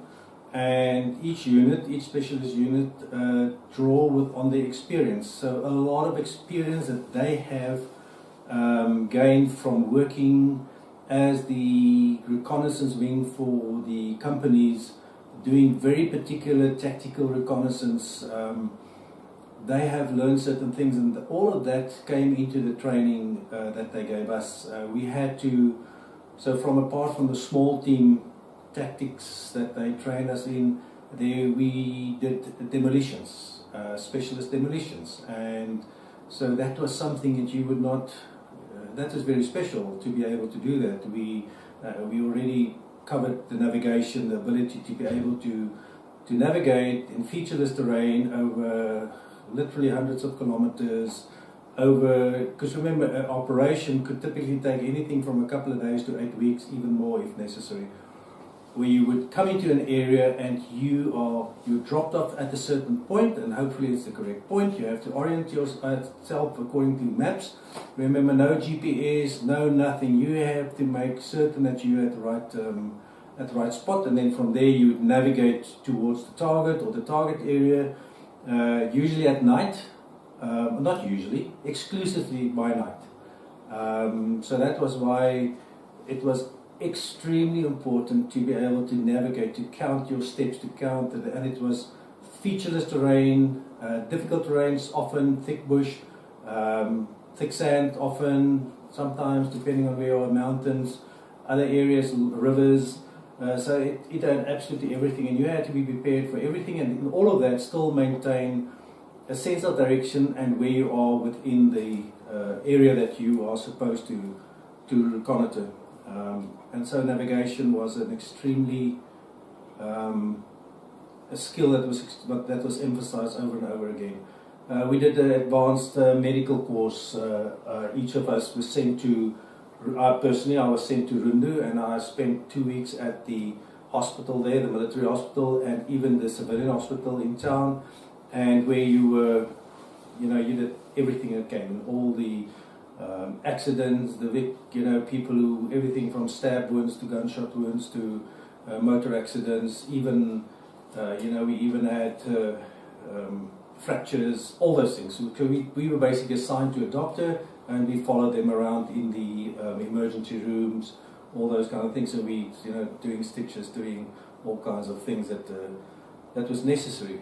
Because if you ever had, and it obviously occurred, where you had to be able to administer a drip in the dead of night, somebody in shock, the veins are difficult to find a vein, and you had to be able to put up a drip and be able to administer the right, because we had the medical bags and know what each one of those things are supposed to do and what effect it can have or not have. We were no specialists in that sense, but we knew enough that if we needed to, you can get perhaps on the radio and talk to a doctor and still take the right decision. So that was very, very special to be able to do that. Ja, ek dink een van dit wat net so belangrik was, ek dink ons is die enigste eenheid wat morsekode gebruik het om te kommunikeer. Signals, yes. Ja, niemand, ek weet nie van enige anders nie. So by die basis moes iemand wees wat basiese expert is in morsekode, en ons almal, die operateurs moes almal morsekode goed kan verstaan en daarmee kon kommunikeer, dat daar nie die boodskappe wat ons deurgestuur het, nie verkeerd deurgekom het nie. So, ek dink ons almal was redelike, hoe kan mens sê, bevoeg om in morsekode te kommunikeer, en dit is een van die basiese vereistes. In die begin het dit maar baie moeilik gegaan, want dis 'n hele ander tipe ding, en jy moet 'n oor daarvoor ontwikkel, en 'n vinger, om waar die lang en kort syne gebruik word, en maar soos die tyd gaan, so het jy al meer so kom ons sê geoefen geraak en jy meer gemaklik geraak daarmee. Maar dis om 2 redes gedoen, maar ek dink een van die belangriker redes is op daai stadium moes ons battery krag spaar. Daar was nog nie die vir die hedendaagse battery vermoë en goeders gewees nie, en dit is een van die ding, jy kan nie met 'n radio, 2-rigting radio, wat ook al sit in die bos en hy raak pap nie. So ons het batterykrag so ook gespaar, en dan as gevolg van die clandestinigheid, want dit is baie moeiliker om morsekode te ontsyfer vir die vyand as wat 'n gesprek, direkte gesprek sou ontsyfer kon word. I think there's more to that. I think the way I remember it on the Morse code is that number one is, he says it saves on battery power requirements. And yes, the Morse code was quite an interesting one, because you have to have a rhythm. You have to develop a rhythm for the sake of to listen, and obviously to make it easy for the guy on the other side to decipher what it is that you're trying to do. Even to this day, I remember the call sign, the rhythm and the da da da da da da, that kind of thing. It's sort of burnt into my memory, because that's how you open up, golf to this is Limalima, so that rhythm is stuck there, I think, forever. So yeah, Morse goes with that. But the other thing is, apart from saving power, it was also because it's quiet. Because one of the rules when we operated at night, very small teams, sometimes 2 men we go out as 4, 6, 8, doesn't matter, but then you split up. Often you with 2 guys looking at the feature, or setting yourself up at the feature, observing, those kind of things. So when you communicate, and when everything's got to be very quiet, so there was we had a routine of going through, when we get out of, or when we prepare for an operation, or go out into an operation, there was nothing that rattled or clinged or made a noise, and we checked each other, jumping and shaking, and make sure nothing is loose. He alluded to it earlier about the wooden spoons that we made. We each had a wooden spoon made, so that we don't have the metal on metal kind of thing. We didn't use, and then also smells, and smoking was not allowed. And that was not always strictly observed, I know, but you smell. But apart from that, so smoking was out, because the enemy could probably pick it up if you that's a definite giveaway. And the other thing, of course, is these little tablets that you make, so that we had little gas stoves that you used, and so we had all kinds of different ways, even communicating between each other. Whereas you would, in a normal conventional unit, there would be ropes that you wake each other up. That's sort of the standard training that they gave us. Then you get into the reconnaissance. There was nothing, because we knew each other. We knew each other intimately. So if a group of 4 people in a layup area, or where you sleep, is a very small area, and you know each other, and you would touch each other and shake, and we made a lot of use of hand signs, and there was a lot of hands, one meaning enemy, something is tracks, or this what. So that's the way you communicated, and we literally went without talking for quite a long time. And I think just on that, while I'm talking about it, I think that sort of spilled over into when we were not in the military anymore. I think the ability to just be on your own and just not, just sit there reading, being absorbed in your own thoughts is almost I don't know whether it's a prerequisite or whether it's something in the developed. I don't know. It doesn't really matter. But it's just easy to just get lost in your own thoughts or read or do something without having the need to talk to somebody or to communicate with somebody, but still be aware of each other and having your role within the team and those kind of things. So that's quite the silence, the need for discipline. Again, we're back to the discipline. To be able to operate silently but still efficiently, and we started off with a Morse code, and that sort of set that train of thought running. But it's that's en ek dink dit en ons moet vir mekaar duidelik sê dit ons het heeltemal anders geopereer as die gewone weermag wat op die grens was. Ons het net in die nag gestap, maar in die dag het ons oor so klein groepies was. Het ons probeer om in die digste bos weg te kruip, om onopsigtelik te wees, en nie dit, ons het nooit wag gestaan, want jy kan nie 4 persone die heel nag deur werk, en dan nou verwag, dan moet nog wagbeurte ook wees, so ons het probeer om te skuil in die dag, so om nie opgetel, en die voordeel was gewoonlik dat die vyand nie maklik in so digte plek wil ingaan nie. Hulle was maar redelik skrikkerig om in digte plekke in te beweeg, as hulle nie rede daarvoor gehad het nie. So, en jy word ook geleer in die basiese opleiding, dat jy nie kan snork nie. Daar is 'n manier hoe hulle jou leer om nie te snork. En dit kan ook veroorsaak dat jy uitgevind gaan word. Yeah, the way they teach you not to snore is a swift kick in the butt kind of thing. It's not very psychological. Interviews or those kind of things. Just cover your mouth. Maak jy elke keer wakker.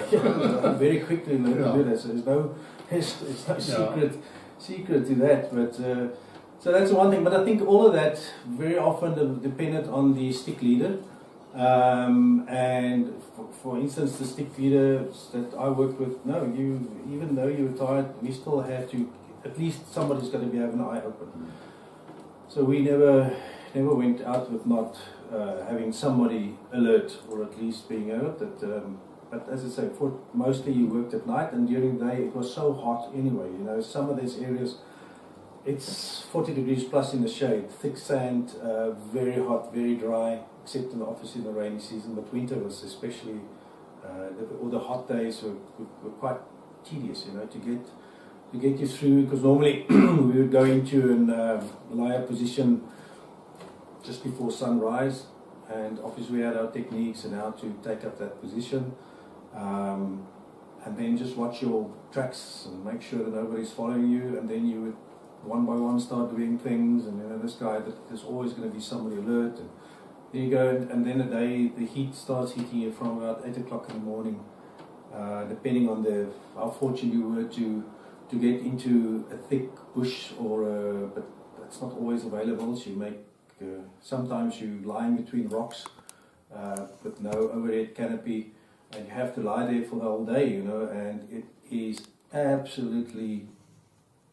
tedious, boring to try and get a day like that go past. You're almost glad when the evening arrives you can get your kit up and move out, So and those days come, and as I say, sometimes it's 6 weeks off, and I know, some of the operation will be there 3, 4, 5 weeks, and when you get onto the giant, as we call them, the 2 Cadet helicopter that's supposed to take you out, as you get in, they give you a new set of maps and say, okay, we just quickly have to go there, and you're there for another 3 weeks. So those are the kind, and you never had enough food, and you never had enough water. So it was physically tiring because you cover a lot of ground with a heavy pack in all the while trying to navigate and to also observe, and the dull, tedious days on end in the hot sun and trying to get that done. So that takes a certain, again, it comes down to discipline and the ability to persevere in those kind of things and believe that it's just worthwhile for whatever reason you figure out that to be worthwhile for. And so, that's why I think it was good for those selections and orientations to make sure, because it's more difficult and much longer than any of the selection things that they did by far. So tell me, how long did you transmit when you were signaling with your Morse code? Was it just like a quick, let's say you type in a code like K, and K means whatever, or was it the entire report which can go on for minutes? No, obviously with the Morse code, the way I remember it anyway was that you would, setting up because we were talking about the big means, it was a V22 hopper or something, I can't remember exactly all the terminology.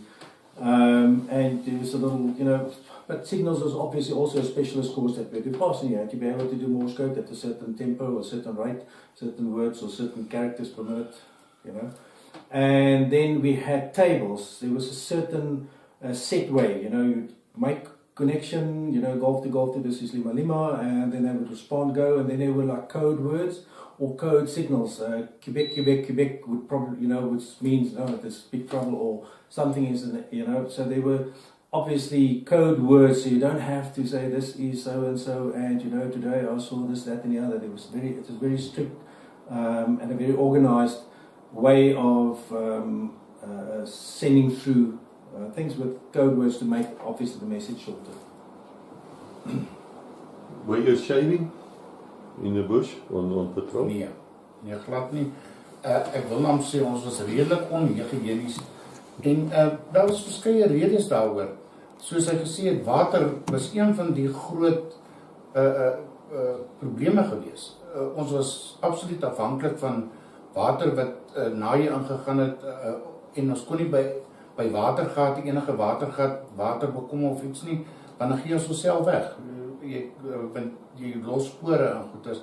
So, ons het water gespaar so ver as jy kan, en jy het 'n groot hoeveelheid water vir die tydperk en in die klimaat daar. Soos groot hoeveelhede water saamdra. So 'n groot deel van die gewig is deur water opgemaak. Ons het ook spesiale watersakke gehad, nie net die waterbottels nie, wat ons self gemaak het uit ou wynsakke uit. En wat jy kon kleiner opvou. Daar's al sulke goedjies wat ons gedoen het. Ons het nie vol die sogenaamde red packs. Ons het hom nie so gedaan met dit vat spasie. So ons het uitgesoek wat ons in gewoonlik energie, goed wat baie energie het, en dit gepak soos kondensmelk en die energy bars en goede, en jy het meer daarvan gelewe. So dit was nie 'n kom ek sê 'n gebalanseerde dieet wat ons gevolg het of goed nie. Jy het net probeer om soveel energie saam te vat as wie jy kon, in die bietjie spasie wat jy gehad het, en ek dink 'n ander ding is ook wat ons moet weet, oor ons in die nag geopereer het. Ons het 99% van die tyd het ons in die nag geopereer, en ons het geen flitse of koplampies of enige sulke goed. Ek weet nie of daai tyd eers regtig daar was nie digitale lampies of selfone om 'n liggie mee te maak nie. So jy het, as dit donker man is, jy in absolute donker gewerk. Buiten as jy in 'n gebied is waar daar brand was, waar die stompe nog gloei en goeders, jy was baie beperk, en jy kon nie sommer en dan om nie jouself bloot te stel nie. So, en dit was een van die dinge, is die nagwerk, en ek dink dis van die groot, oor ons in die nag beweeg het, en hulle het oor die algemeen het hulle nie in die nag beweeg, die vyand. So dit was een van die voordele, is oor ons in die nagwerke, en dit was natuurlik koeler, en ons het op partymal aansienlike afstande afgelê gedurende die nag. En dit is een van die dinge, en dit is, in die begin was dit 'n redelike uitdaging, want jy moet, kom ek noem het, nagoë kry. Jy moet gewoond raak om in die nag te kan beweeg. Dis nie sommer net 'n ding wat jy kom en jy begin in die nag opereer nie, jy moet daar gewoond raak. So. Yeah, coming back to the question of water, that certainly was one of the key things that you had to manage, is because you can very quickly run out of water, and that puts a strain on everybody. If one person runs out of water, it puts a strain on absolutely everybody, because now we have to look for water. And so water management, water discipline, that's the word again, was very important, and especially during winter time.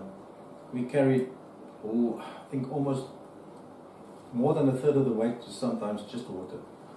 And to carry, to also link with what Thinus has said, is that food, after a while, you very quickly learn what are the things that you, because it's about space management in your mochila, which the mochila is a big rucksack that we carried. And apart from all the signals and the extra batteries and the demolition stuff that we had to carry around, you had to have food and water as well. So you very quickly learn to optimize the kind of things that you had. And I don't think the freeze-dried things that were available now, or that's available now, I can't remember that was available then. Anyway, not to us where we were. So you had to make your own plan. And I remember that rice, for example, we would take some of the stuff from the rat packs, but most of it, you just left behind, and you would take, let's say, canisters from a 1,000-foot flare, and you put rice in there already with some spice, so it's just a question of mixing it with water. And you would have, I remember at that stage there was these the soy meal protein replacement, almost like same for mince replacement. That is very light, but it makes just makes a meal that tastes different. You add that with the rice, and we had our own. I remember me and Nico Weststation, when we operated together, we made these dishes from milkshakes and water with milkshake powder, and we thought this was delicious, and we thought, once we go back into the civilian life, we're going to introduce them to these delicious foods that we have concocted out of this, and and at that stage, you think it is absolutely marvelous, genius, culinary genius, for being able to put this, that, and the other together, and making a toasted cheese with your, that little piece of hard cake, or what did they call it? The biscuit, dog biscuits, with the dog biscuit and the cheesy, and some bully beef, and marvelous, and we thought, yes, there's nobody in civilian life who wouldn't enjoy this, and so, but anyway, managing those kind of things for weight and for volume, that was quite a challenge, because there was not a resup unless it was really, really disastrous. Because once you have a resup, you compromised. Did you people use night vision? Nie in die operasie soveel nie. As jy stap nie, daar is baie keer een persoon, veral as dit donker man is. En maar op daai stadium was dit nog hierdie eerste generasie Starlight drywersbrille en verkykers wat nie so betroubaar was nie. Hulle het maklik geblaas as hulle in die buise, as hulle met skerp lig in aanraking gekom het en goed. So ons het oor die algemeen dis ekstra gewig en ekstra spasie. So ver as moontlik het ons probeer, maar ek weet as in operasies waar hulle in die donker met voertuie moes beweeg of so, het hulle drywersbrille gehad. Ons het baie keer drywersbrille gebruik, maar so ver as moontlik het ons probeer om sonder dit laat te kom.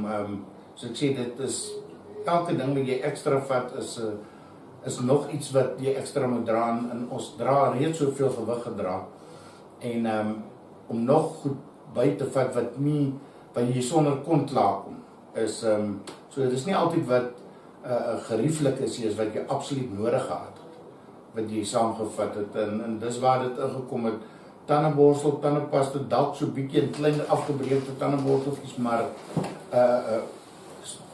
dis dit, daar was persoonlike hygiëne, was daar nie baie nie, jy het nie genoeg water gehad om met jou mond uit te spoel en dalk jou gesig nat te maak, maar dis dit. En verder diegene, dit sê jy maar weer opvang as jy terugkom in die basis eendag.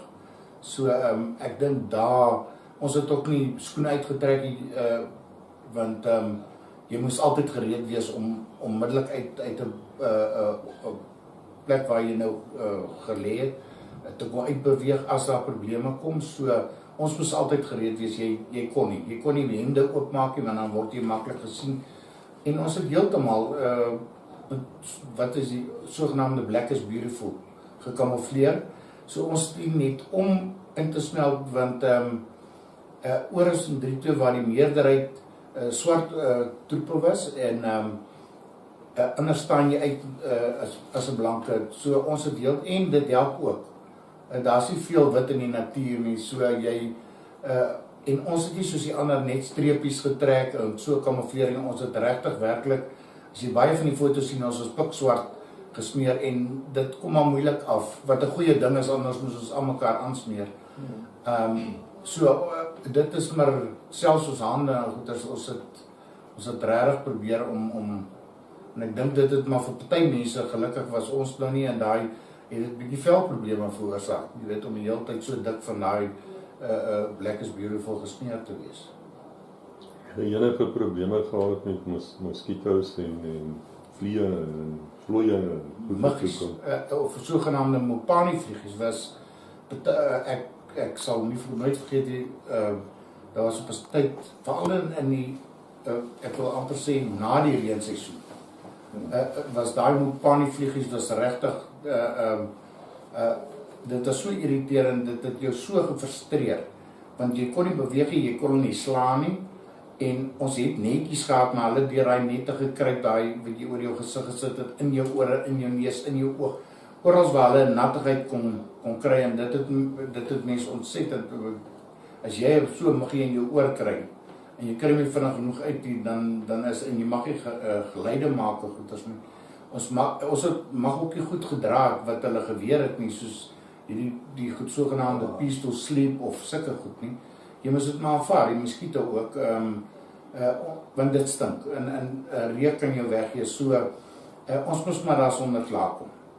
Dit is nou maar een van die dinge gewees, ons moes dit ontbeer. Ek weet, Louis het melding gemaak, waar ons uitbeweeg het uit die operasie uit, wat die muskiete, het jy fisies van jou lyf af en jou arms afgestroop, so baie was hulle, hy sê jou meer van kan vertel, en jy moet dit maar net, dis deel van die, waar ons vandag in die siviele lewe, wil jy nie as een muskiet hoor nie, dan is die hele nag omgekrap. Daai tyd is met dit net aanvaar, jy kon niks daaraan doen nie, en jy het dit maar aanvaar en daarmee saamgeleef. Yeah, that was a constant companion. In summer, winter, nature devised something to bother you at that stage, especially, as I say, during the day, when you have to be quiet and be invisible and just observe or try and get some sleep for the night's operations, or because that night you're going to walk again and to be active, and then you have these days, these long hot days, and you have these papani flies, and yes, you have a net, obviously there's all kinds of designs that different people over time developed that was more or less effective, and they all were good and effective, but to a limited degree. There's always going to be one or two. You have, at some stage, you have to eat, or you have to do something, and then it would get into either your eyes or your ears or something. And especially if you're sitting still, and you can't gesture with your arms and wave them away, because those sudden movements were not good. So you always had to be you're sitting there and sort of trying to invisibly shake your head or do something, or slowly go forward and get those kind of things. And you have to get like to 8 hours of 40 degrees in the sun, or in the, it's often very, boredom, boredom was, is I suppose a good word to describe that, with those irritations. But, I'm not trying to make out of that was every day, because obviously not. There was this, you're in nature, as he alluded to, or he mentioned earlier, you're in some areas, that there You will in your life, you will never be there again. There's wildlife, there's elephants, there's lions, there's antelope, there's everything. So there's always there's nature, and it's beautiful, and a lot of it we obviously did not miss. So those were irritations, but that's what it was. It was irritations, but there were also a lot of beautiful things that we were exposed to. And if you sit there on a high observation point and you observe this, and there's this huge thunderstorms in the summer, and it's lightning, and it's this rain pelting down, and the smells of that, and the tree, it's, there's just nothing that was the other side of the scale, when you had the absolute wonderful experience of sitting here and know that there's, you can't buy a ticket to be here, you can't go on an organized tour to be here, not even today. Yes, you can simulate that, I guess, but you cannot do that. And for us, or for me personally, that really was very, very enjoyable. Use the word enjoyable, but it was, I appreciated that, and it left an impression. Ja, wat hy nou genoem het ook, jy reënpap na die een oomblik, en 'n donderstorm wat oorkom, en dan die volgende oomblik, as die son uitkom, binne 5-6 minute, dan trek die stoom met jou klere uit als weer krikdroog, sonder dat jy enigiets op 'n wasgoeddraad moes hang, of so het sy voor en sy naweel het bietjie afgekoel, en het op so 'n manier dan ook bietjie skoon gekom, alhoewel nie heel skoon nie, maar dan jy weer extra werk gegee, want jy moes weer die plekke wat oopgewas was, moes jy weer Black is Beautiful smeer. So, en wat hy ook sê, ja, die natuur, veral iemand wat lief is vir die veld en die natuur, goed, dis 'n byvoordeel gewees wat ons gekry het, as en jy leer om met enigiets wat in die natuur is, jy moet leer om daarmee saam te lewe. So, dit is 'n frustrasie, niemand wil mopani muggies of mopani vliegers wat jou byt of muskiete nie, maar jy leer om dit te aanvaar, want jy weet, jy kan niks aan, en dis deel daarvan. So, ja, so dit was nie 'n groot wat ons daarvan gemaak het nie, maar dit was altyd daar gewees. So ons, jy lewe net daarmee saam. I want to come back a little bit to the lack of water and the hygiene, or lack of it, if I may add that. Because you can imagine, I think for people who've never done that, it's probably even difficult to imagine that you would go for 6 weeks with ever taking off your boots. Imagine yourself working in the sun for imagine a construction job in the heat of the sun. And then you would go at night and you would get into your sleeping bag. And you have just the water to drink and to maybe do some tea, make some food, and because you don't know when you're going to get water, so you're not going to wash your face, you're not going to wash abs, not your hands, nothing. You're not taking, as Thinus has said, you never take off your boots because you always have to be ready to move. That's it. You cannot predict what's going to happen next, so you're always alert, you're always disciplined, and you don't take off, you sleep with your boots. And so you can imagine what that would look like if you take those shoes off after 6 weeks. The socks have rotten away, basically. I think sometimes if it was depending on the operation, depending on the area, depending on your sense of what is going around or not going on around, yes, we change socks. But again, the more socks you carry, you have to carry them. So you just don't take this. So by the time you get back into base and the clothes are almost rotten away, or you just threw it away. The black is beautiful, the socks, you just threw it away. Just got a new pair. But your boots are worn in very, very well. Now I know that Colonel Rotter, Captain Rotter at that stage, was ex-Rhodesian Special Air Service. And of course he brought this knowledge of him to you guys, which is fantastic. And I do know that the SAS that sometimes would even walk out with their own, what comes down below, excrement, if I can use that word. Have you guys ever had that need, or would you just dig a hole and do what nature demands? But I also know, of course, with not much food you eat, you don't go that often, I suppose. Yeah, I personally, I never had there was no need to do that. It always depended on the need. And if it was not, it wasn't a standing instruction. Like everything, yes, you can if the situation warrants it, but mostly the situation doesn't warrant. Remember, it's hot, it's soft sand. You can dig a hole as knee deep in a very, very, very quickly. So for me personally, that was there. I never saw, wasn't a stick that we had to do that. The rubbish, yes, you did not leave anything behind. So every tin, every piece of paper, any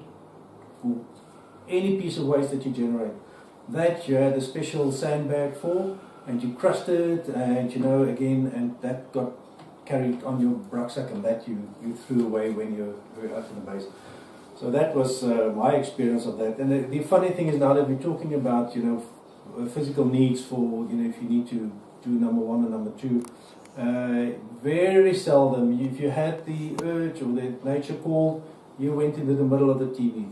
Nobody goes outside. You sit there in the middle, and that was quite also something strange. Special, yeah. Sitting there and leaving yourself in the middle of everybody reading a book, whatever. It's actually and bizarre, but that's what you need to do. That's what you do, and everybody obviously. And then you can imagine between a number of guys who sit there bored, and obviously it's a different dispensation, let's call it that.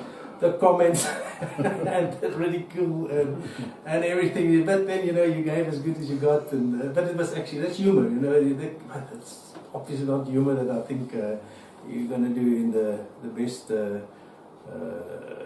concert halls in the world, but at that stage, at the time, it's it relieves pressure, whatever you want to call it. It was fun. It's actually dis een van die dinge wat uniek was van ons, die gewone patrollie en die gewone weermag wat operationeel was, hulle het altyd buite uitgestap. En waar ons het glad nie buite toe beweeg, buite die area nie, ons het binne in die middel toe beweeg. But again, I must say, it's depending on the area and what you expect and what you observe or don't observe. So it's not always, but in many instances that was it. This is not a good place to go outside of your little circle. So just do whatever you need to do. Do it. Do the observation of all who are interested or not interested. Ek moet nou vra, hoe maak jy nou jou pikstel, jou houtlepel en goed skoon, want as jy dit nie ordentlik skoon maak, jy kan kry jippo dots wat werklik sleg is as jy jy sommer boeg in jou knie. Ja, gewoonlik die meeste van die tyd Angola is baie sanderig. En om vet in daai goed af te kry is baie eenvoudig. Jy vryf hom met sand en dan as hy nou mooi droog en skoon is, om die sand weer af te kry is 'n klein stukkie papier of selfs net in jou been te vryf. Ek sal nooit vergeet ons uniform het baie vuil geraak en dan was hy swart. En dit het maar ook daarby, so jy het nie omgegee om daarop skoon te maak nie, en hoe hygiënies of onhygiënies dit was. Ons het baie keer baie besoedelde water ook gedrink. En ek dink ons was baie geseënd om nie regtig ernstige maagprobleme. Ons gestel was so sterk geweest op baie stadium as gevolg van fiksheid en al die dinge dat dit uiteindelik baie min gebeur. Dat daar iemand ongesteld geraak het, maagprobleme gekry het of soos. So daar was nie so groot kom ek sê benave gemaak om te kyk hoe hygiënies jy kan. So ons het dit maar net gevat soos dit kom. Dit was maar deel. Daar was nie 'n spesifieke manier hoe jy dit gedoen het. Yeah, I think that the coming to cleaning, eating utensils, the wooden spoon, and the wooden spoon is one thing. I think the buckets or the containers that we prepare the food in was aluminium or stainless steel, or depending on what your personal preference was. So that is very easy to clean, as you said, with sand or a little bit of water and just wipe it out.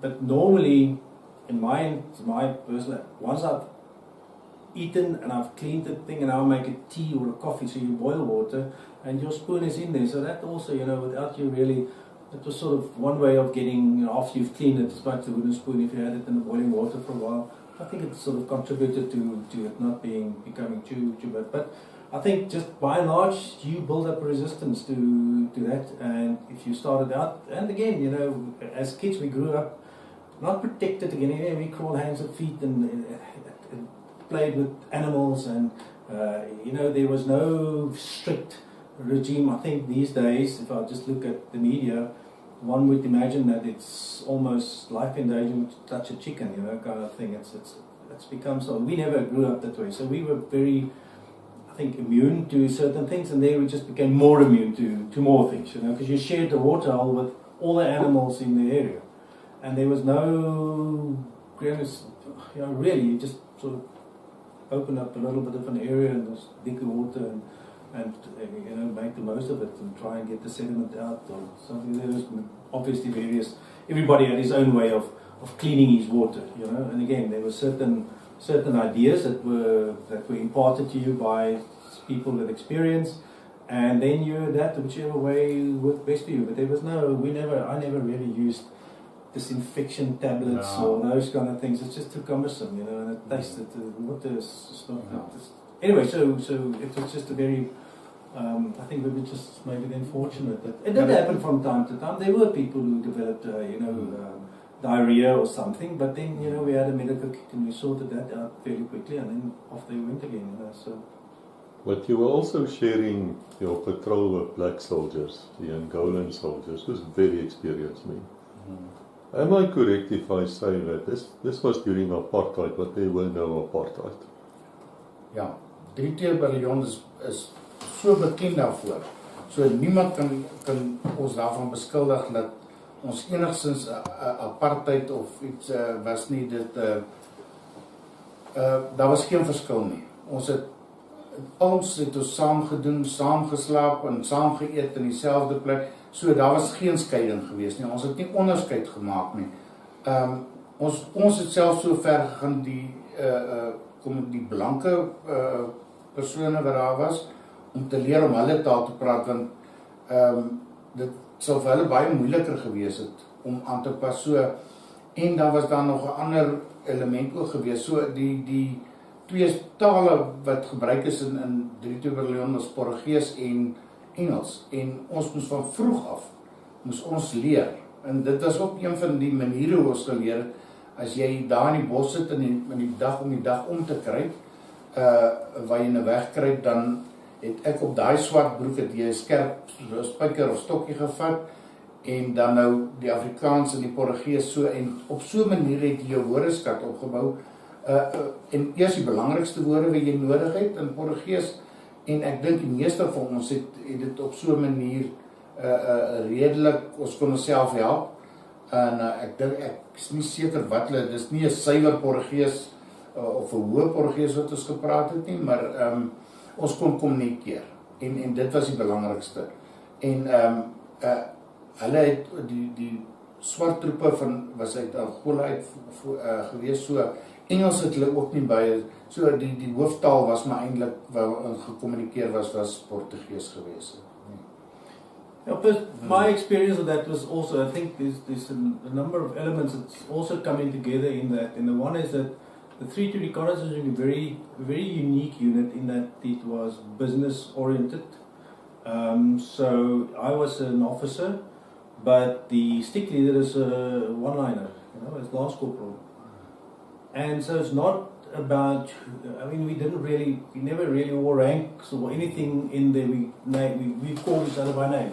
Even Willem Rutte, Yeah, we said captain, basic respect is there, but Willem or Kevin or whoever, so the ranking was not enforced. I don't know if we ever had a formal parade. I can't remember one, that we had a formal parade or saluting or those kind of things, because it was a business-oriented unit, and you were respected for what you contributed to the team and your experience. And so from that point of view, it extended to the black troops, naturally, because they've been there for how many years? And if you put that into perspective, when I arrived there, I had 1 year of military training in a completely different environment, important, but a different environment.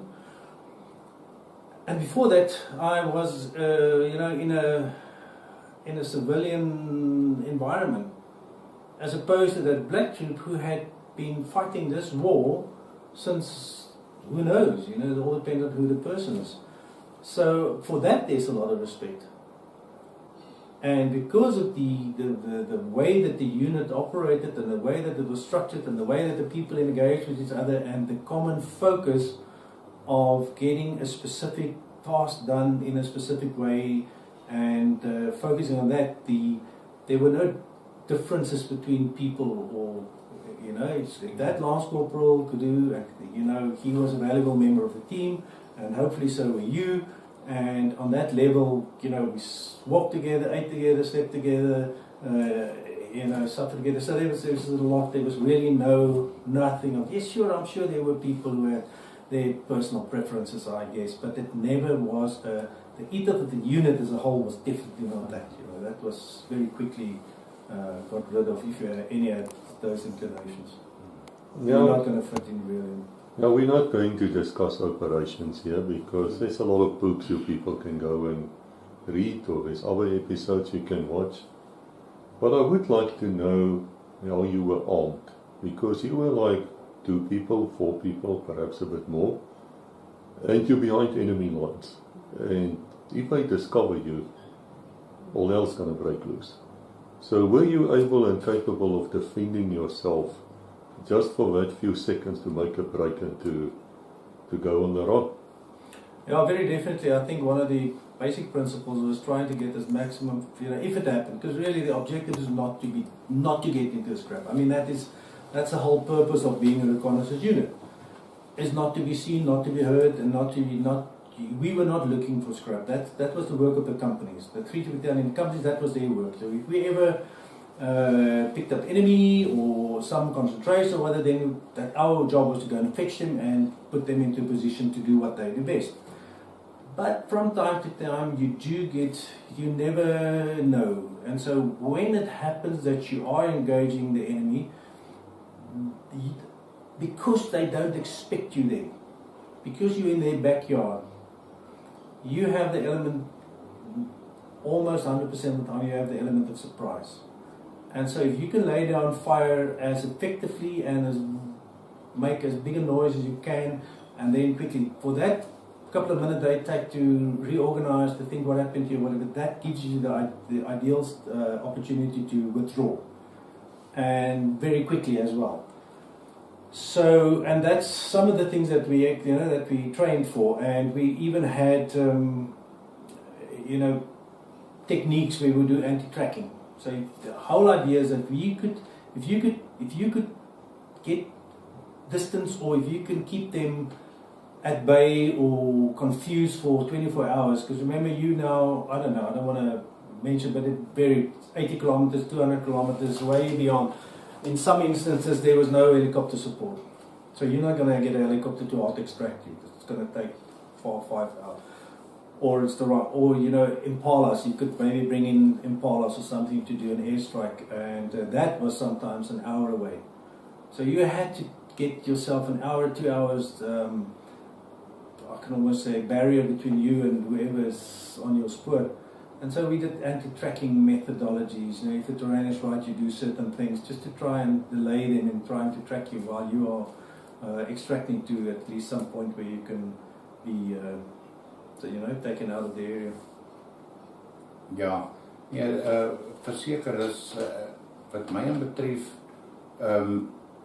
ek het ook op 'n tyd tot PKM gedra, maar dit het van die operasies afhang. Die tipe operasies, as jy in 'n die boog om voertuig hinder laat gelê, ek dynamiet of P4 en daai tipe van goed en RPG-7's wat ons gewoonlik nie saamgedra het nie, het dit nou in gebruik gekom en jy moes geoefen gewees het daarmee. En so ander operasies weer het jy byvoorbeeld 'n AK gedra. Ons was gewoond om met die vyand se wapens, en dit is maar weer eens daai verrassingselement. As jy skielik om mekaar vasloop, dan sal hulle nie so seker nie, want jy dra dieselfde gewere en klere as hulle. So, en jy's nog swart heeltemal so, dit vat hulle 'n oomblik en dis daai verrassingselement wat jy het wat jy kan gebruik dan in jou voordeel. So ek dink dis maar vuurkrag is definitief, hoe meer vuurkrag jy kon gehad het, hoe beter. Vertel my van klein taktiek, small tactics course. Yeah, small tactic course, I think most of it was almost, I think we did the basics with the instructors in Amoni. And, you know, how do you go into a liar position? What do you do? All those kind of things. The drills when you are in an open terrain or, at night. How do you keep, sight of each other? What do you do? What you don't do? I can't even remember all the elements of that, but there was obviously that. But the main thing was out in an operation. That's where you really learn from the more experienced guys, and you're very quick. Some of the things are not, it's not brain surgery. It's really just common sense to a large degree. Other things are, depending on terrain and depending on, time of day or night or those kind of things. But basically, that was small tactics. Was, I can't tell you. It's this, that, and the other, I think everything depends on stealth. Stealth was because you didn't want to get found out. And als jy daarom gegaan, jy wou net nie, hulle moes jou net nie sien nie, en jy wil sien, maar jy wil nie gesien word. Hand signals, those kind of things. Al daai goedjies, dis baie fynere punte, sag, geleide en reuke, al daai goede.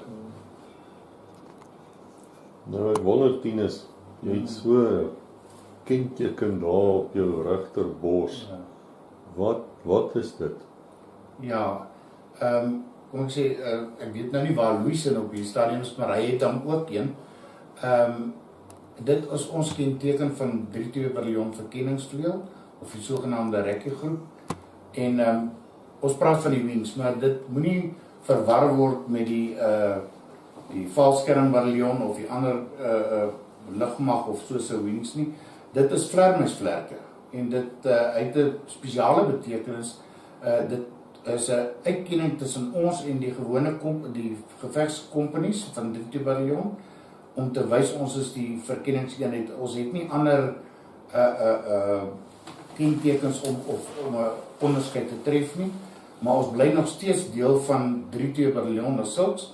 En dis waarvoor die buffelkop, dis die alonbekende en die dolk, dis eintlik 'n gebuigde dolk, dis soos 'n Arabiese dolk. Dit is nie dieselfde dolk as wat die ander operateurs soos 5 Recce en 1 Recce goed gebruik nie.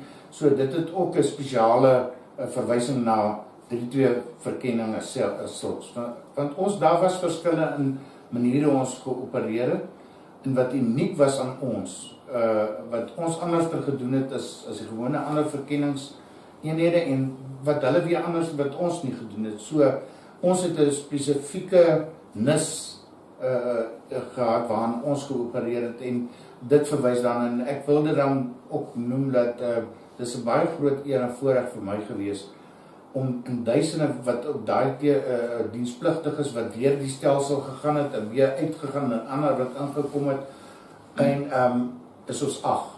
Ons is net 8 dienspligtiges wat dit ooit gekry het.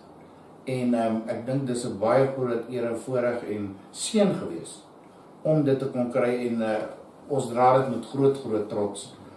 Want en selfs die hele eenheid wat die persone wat aan die operateurs dis maar baie min. Ek wil onder korreksie sê dis ek dink is meer as 150 persone wat in die bestaan van 32 verkenning operateurs was. So ons is 'n baie klein uitgeleese groepie en dit was 'n baie groot voorreg om dit te kan dra en erken te word as 'n operateur in verkenningseenheid.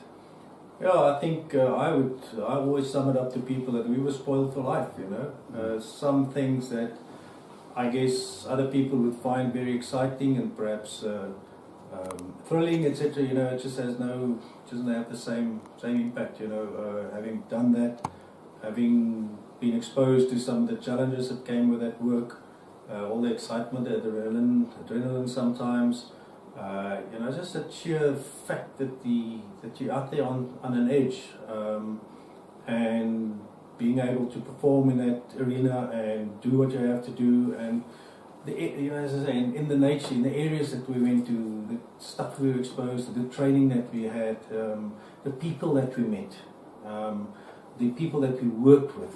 It was very, very privileged, and so I was just say, we were spoiled for life, and very few things will ever compare to that. And it took me personally quite a while to adapt to know that if you go to the Kruger National Park, that should be exciting. Ek wil julle vra daaroor. Hoe voel 'n ou nou as jy van 'n operasie terugkom? Ek neem aan die meeste van die tyd sal die helikopter jou oplaai, jy vlieg terug na jou basis. Wat gebeur dan as jy daar afkom? Ja. Ons het gewoonlik aan my herstelperiode, afhangende van hoe lank die operasie ook was en hoe uitputtend dit was, of in Engelse woord demanding dit was, het ons 'n hersteltydperk gekry en in die tydperk sluit in nie net herstel nie, om al jou toerusting, soos Louis opgemerk, jou sokkies, jy kon hulle nie weer dra nie, hulle is verbrand en jou skoene is ontsmet en al die goede.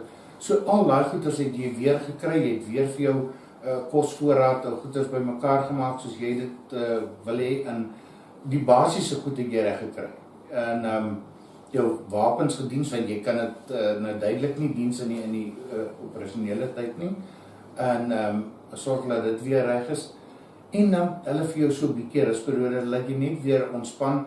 Nou, hoe jy jou ontspanning gebruik het, baie keer, ek was baie lief daarvan voor om, as ek als klaar het, en om uit te gaan na die buitebasis toe, as 'n boesman buitebasis toe, en daar te gaan kuier by 'n ou oom, daar die bevel geneem om teens, en net te sien wat die boesmans doen. Dis my interessant gewees in hoe hulle lewe en goed. En so nou en dan saam met hulle te gaan, as hulle uitgaan om te gaan jag. En dan het jy teruggekom, en dan die opleiding wat tussendeur gedoen is, tussen operasie, want dis hoe ons opleiding gekry. Daar was nie een tydperk wat ons opleiding gekry het en nou is dit klaar nie, dis gedurig deur tussenin. As jy nie op 'n mediese kursus gaan nie, soos jy sê, op die vreemde wapens, of nuwe wapen, of demolisies, dit het als tussen die operasies gebeur, so jy het geopereer en jy het nog teruggekom en dan weer verder geskool om jou beter te maak. En ons het gereeld geoefen om te skiet en in fiks gebly. So dit was nie 'n kwessie van jy het gaan lê en sleg word nie. Dit was ook nooit die doel. Dit is maar net om jou liggaam te laat herstel, want dit is fisies, is dit soos die Engels sê, baie demanding op jou gewees. En om jou liggaam kans te gee om weer na normaal toe terug te keer, en dan weer vir jouself reg te kry om vir die volgende operasies, want dit het in ons tyd redelik kort agter mekaar gevolg, en dit het verskillende forme aangeneem. Dit het baie min wat dieselfde tipe operasie gewees het. So yeah, there's very much so when you got to base. Certainly, it was always great to sit there waiting for the giants to come and pick you up, and we worked very closely with the Air Force. We knew the pilots, they knew us, and we always made sure. And I think to this day we have a very special relationship with those pilots who came out in the middle of nowhere, long distances. To them as well, it's unknown. They don't know what they're going to fly over or what it is. So they came, and then they would pick you up, and often there would be some refreshments in the back of the helicopter, and then you would fly. And it's not that the flying is long, but that absolute exhilaration of sitting in the door and see this bush sort of passing by underneath, and going with the turns, and that relaxation that when you're there, and wow, that was a tough 4 weeks, 5 weeks, whatever the case may be, but the excitement of looking forward. Now you get an opportunity, and then depending on where they take you, you know, sometimes you go out to Onjiva or whatever, and then there's another flight back until you get back into Omoni. And then there's sort out your kit, get rid of the dirty clothes, get rid of whatever, and then they would very often give us 2 or 3 days to just relax. Some of us lost a lot of weight, not eating a lot, you know, being stingy with water. So, you know, you lost a lot of weight. And then just those 3-4 days to recover, to replenish. And I remember me and Koos days on at one stage, at the time when they did some experiments with horses, we experiment with horses as a mode of transport for quick in and quick out on certain things. So there were horses around, so we asked Willem Ratte if we could go out and go to a place there which we saw on the maps, and everybody that we talked to said, look, you know, that's a beautiful area. And it was just across the cut line into Angola.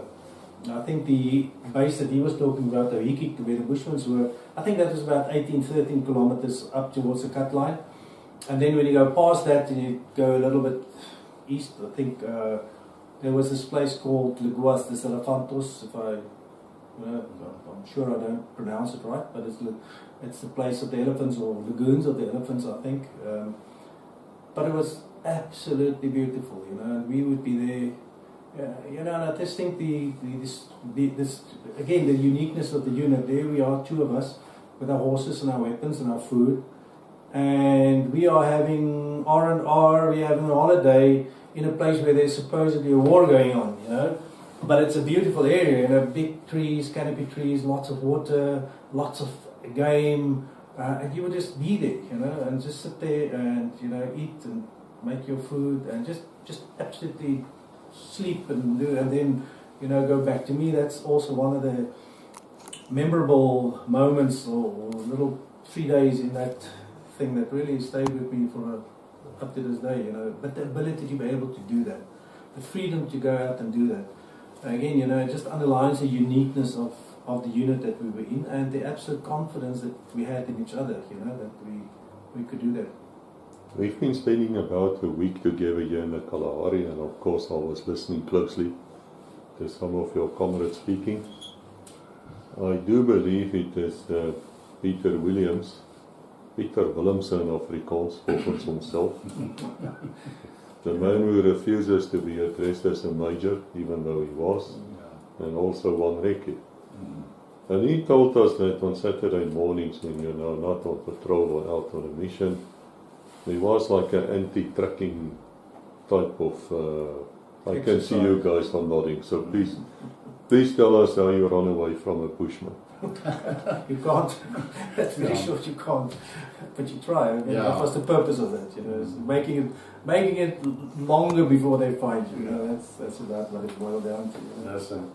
Ja, ons het verskillende metodes gebruik, en een van die groot is eintlik ontwikkel deur een van ons vriende, wat die nasionale displigte wat saam was Koos, Koos en wat die finale produk. Ja, the final version. Ja, dit het eintlik bestaan uit spons en komberse, weermag komberse, wat ons so op 'n manier basiese moccasins, as jy dit die woord kan noem, gemaak het van, om nie 'n wye spoor en geen spoor eintlik te laat nie, of so min as moontlik grondversteuring, en wat hy die beste gewerk om jou, die Bushmans, natuurlik wat Bushmans is, hulle kan dit vat nie vir hulle lank om uit te dan wat is hier aan die gang, want hulle kyk nie net na een ding, na die spoor self nie. Hulle sal jou tree en al die goede. En wat die bevelvoerder baie lief was voor, is om die Bushmans te gebruik, om vir ons te wys hoe goed of hoe swak ons anti-tracking idees is, of operasie is, en gewoonlik. Hy het hulle is baie lief om te rook en baie lief vir twak, en dat hy vir hulle die pakkies twak as vergoeding gegee as hulle ons gekry het, en as ons gewoonlik so 2-2 afgegooi, en dan moet ons nou stap met ons skiet en so probeer om so goed as moontlik al die anti-tracking wat ons geleer het en wat ons nou dink ons kan extra doen, om nie uitgevind te word nie, maar typies Boesman en in sanderige veld, by gesê, is daar nie 'n manier, hulle gaan vir jou kry, jy kan nou maar wat se ding probeer, en ek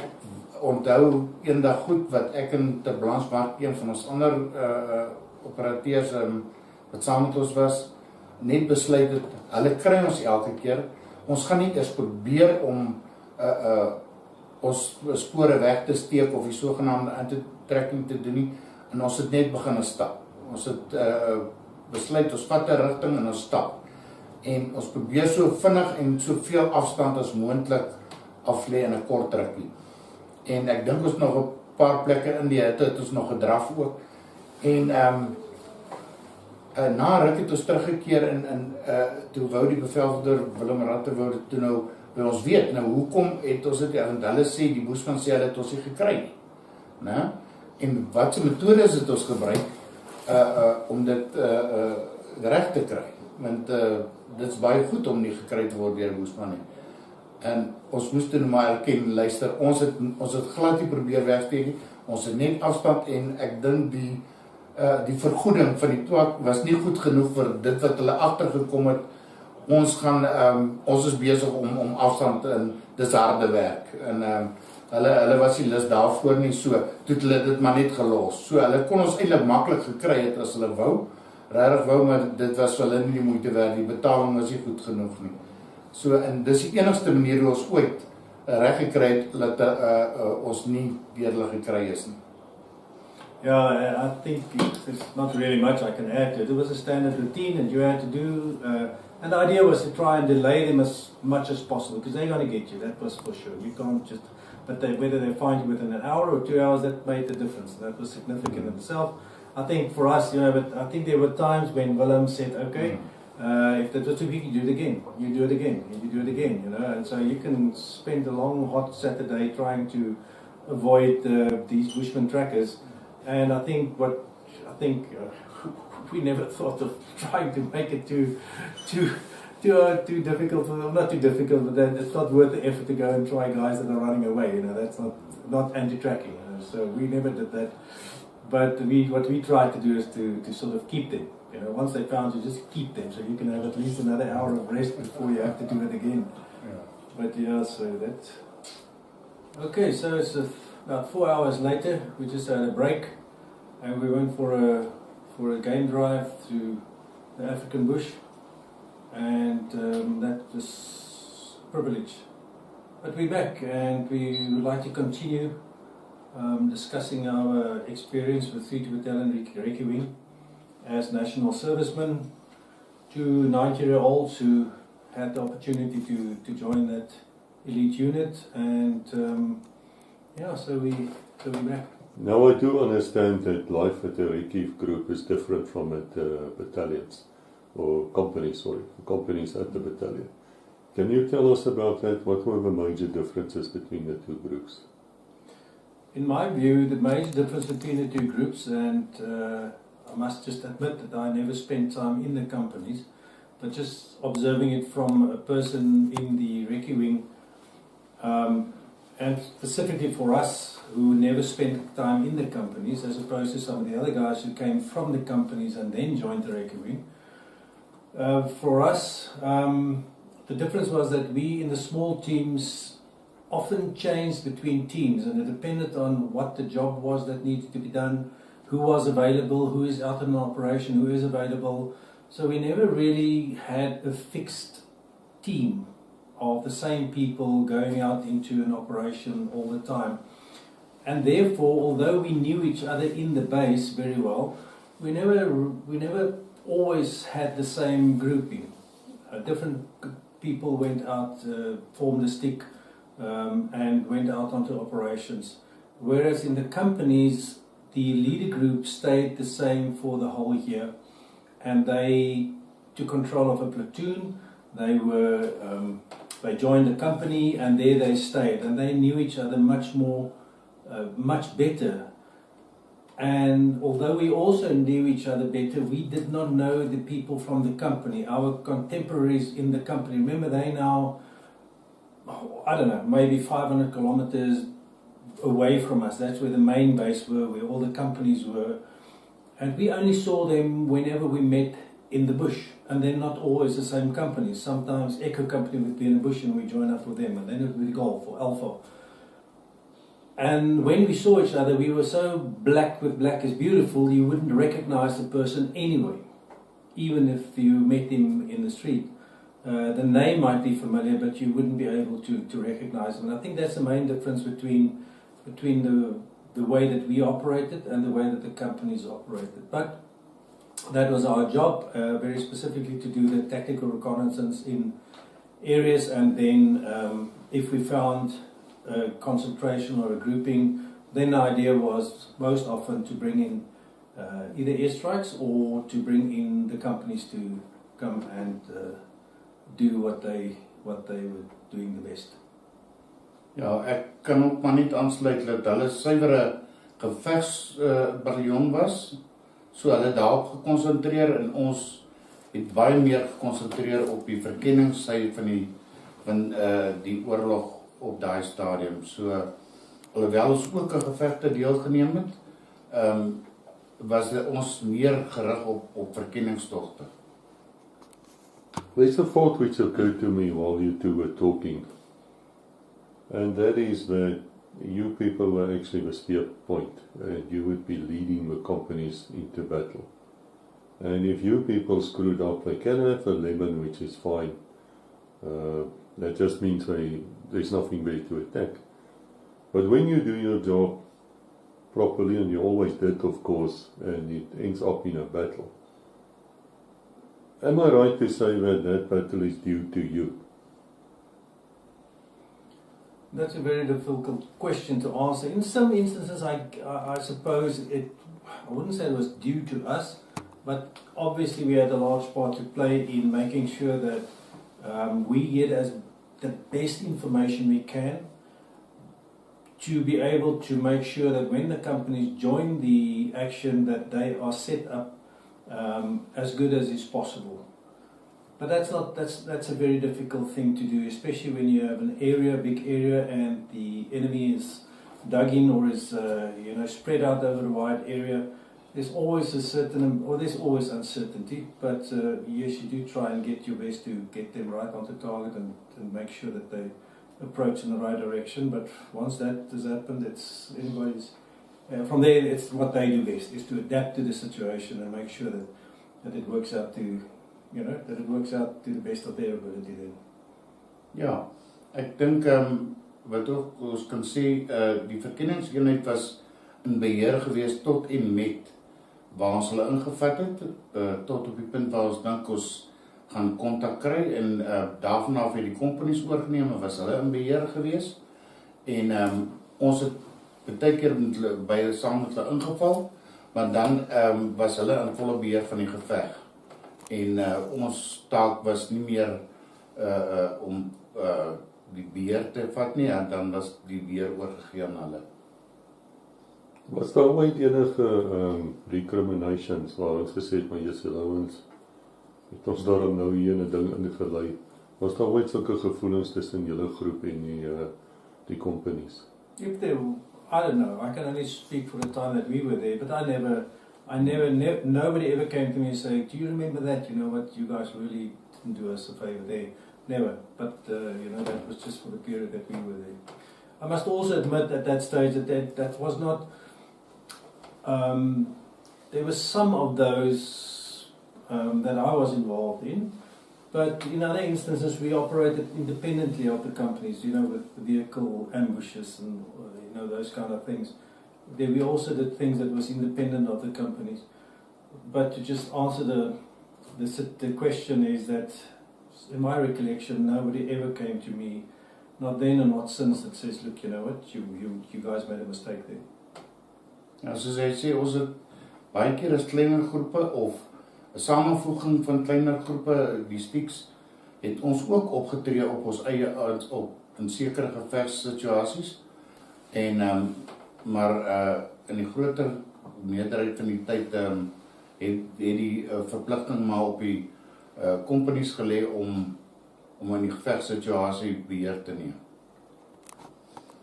I just want to place on record, I've never actually heard anyone from the companies ever blame the Recce wing. The public people talk of you with great respect. But looking back, do you think it's possible to have improved? Is it possible that some of the training might have been too long or too short, or perhaps something else to be included? To be honest, I don't think that I am an expert. I would rather leave that for people who were there much longer. I think we were the beneficiaries of already some time of a lot of experience. If I had to say something must change, I think it would be, I don't think I would be able to have done that or to have the grounds to say that. But it is the nature of that. Things change, circumstances change, tactics change, the enemy changes behavior, so there's all the area changes, so there's always something to add to it. But I don't think that in my experience I would go in there and say, look, I think this is too long or this is too short and I would change this. I think, to be honest, I think that you need to spend a lot more time there than I think we were there. Because remember, we were national servicemen, we were there, had the fortunate opportunity to be there, and then only for that year. Ja, wat ek kan sê, ek dink die situasie was baie uniek. Ek dink nie daar was enige ander bataljon in Suid-Afrika gewees of groep gewees wat soos 32Bn wat sy eie verkenningseenheid gehad het nie, en van sy eie verkenningseenheid gebruik gemaak het om verkenning te doen nie. Ons weet nou mos maar die ander verkenningseenhede het nie weer hulle eie gevegsgroepe gehad nie. Hulle moes staat maak op buitegevegsgroepe. So ek dink ons was baie nader aan mekaar in daai opsig, en ons het geweet wat om van die companies te verwag, en ek dink hulle het geweet ook, oor hulle ons geken het hulle ook geweet hoe ons opereer, en ek dink dit was een van die grootste redes vir ons groot sukses gewees op daai stadium. Okay, nou wil ek julle vra, die 32 bataljon manne kan baie vinnig uitgeken word vir wat hulle is. En jy kyk net na sy berei. Nou as jy nou daar met ander troepe werk en hulle sien nou jou berei, is die ouens dat hulle nie weet wie jy is nie, of is dit respek? Ja, oor die algemeen, ek dink daai gewaarwording het ons almal gesien. Hulle sal nie altyd iets sê nie, maar hulle het geweet, daar was duidelik dat hulle geweet het, ons is spesiaal in die opsig dat ons ander werk gedoen het as vir die gewone weermaglede gedoen het. Yes, I think the same. I think there was never ever anybody that came up to me without, having respect for what we did and or what they thought we did at least. And so no, I've always experienced it very positively. Was that true of senior officers as well? Yeah. In some instances, yes, certainly. I think there was definitely a different approach, and maybe a little bit more leeway that was given, and probably born from respect. So yes, we always had positive experiences, especially from more senior officers as well. Now I know that both of you are married men, so this is a bit of a loaded question, but all the paratroopers tell me that they parachute wings, and that does something for the females. And then of course, the infantry guys say that die bokkop, jy weet, iets lig op vir hom. Maar sê my die camoufleerberei van die 3P bataljon, was there a little bit of female attention because of it, or is it just your personality? Well, you see, the problem there is we never had the opportunity to wear it, because we never went on leave. I think we went on leave for like 5 days. There was never time to wear your beret or anything, so by the time we were back into civilian life, we didn't wear our berets, so I can't really say. Ja, ek stem saam met hom. Ons het nooit regtig 'n geleentheid gehad om op daai stadium in die siviele lewe rond te loop en gesien te word nie, kom ek sê so. Oor as die meeste van die tyd was ons maar op die grens of in Angola besig. En toe ons teruggekom het ook, het ons groter werk was om aan te pas weer by die samelewing, by die siviele samelewing en het ons nie regtig gepraat daaroor, as iemand ons nie daarna gevra het nie, dit ons wou nie, want ons wou nou ook nie voorkom, asof ons grootdoenerig is nie, as jy verstaan wat ek bedoel, ons wou nie daai konnotasie skep nie, en ek dink dis die groot rede gewees, ons het nie regtig daaroor gepraat nie, of soos die Engels sê geboost nie, en ons het maar net probeer aanpas weer by die siviele lewe, so vinnig as moontlik. Ja, en ook natuurlik die geheimhouding en die hele geheim wat julle eenheid onder was. Ja, ek dink ook wat daartoe bygedra het is dat ons nie lank vir 'n lang periode, voor die tyd was ons clandestine bataljon gewees en dit was nie lank gewees nie, so daar was nog 'n redelike onbekend vir die publiek gewees. Ons was nie baie bekend gewees nie oor ons vroeëre clandestine bataljon was. Nou wil ek net sê, ek meen as jy nou deel is van so 'n elite groep en jy is nou deel van regtig the chosen few en jy het nou reeds 3 keer moes jy vrywilliglik aansluit om daar te wees. Infanterie skool, 32 bataljons as hy daar staan en dan nou nog die Recce wing. En nou gaan jy dan op hierdie operasies wat werk met die mense skryf boeke daaroor. Maar jy is 'n dienspligtige, jy weet op 'n stadium van die army vir jou sê gaan huis toe. En ek is seker jy weet wat daai datum is ook. Nou het dit ooit by julle opgekom om miskien nog 'n bietjie langer aan te sluit, miskien 'n korttermyn diens of short service? Hoe het dit in julle koppe opgekom? The funny thing is, at that stage, not really, because the next year, because we were already, in my specific instance, I already had a bursary, I already had a university that I was going to attend, I was going to do engineering at the University of Stellenbosch, I had a bursary to do that. So there was a lot of things already in place. And at that stage, I did not consider it. Yes, obviously to the sense that we enjoyed work, but I also looked forward to the next phase. And the funny thing is that the real sort of urge to go back only came the next year. Once we were at the university and it's a completely different environment. And unfortunately, one where your skills is not really appreciated, there's no room for it, there's no space for it, there's no point in actually, there's nobody who knows what you did just 2 or 3 or 4 months ago. And no point in trying to converse with that because there's no comprehension, there's no reference for a lot of them. And so what tended to happen is that you gravitated towards friends that had a similar experience. And that not always worked out best for your academic achievements. And therefore, and then it becomes like an echo chamber almost, and everybody wants to go back and you sort of reminisce about, what you did and the excitement of all of this, and you compare it to what you are doing now, and now, it's a very difficult situation. And so then you really want to go back. And a lot of them did.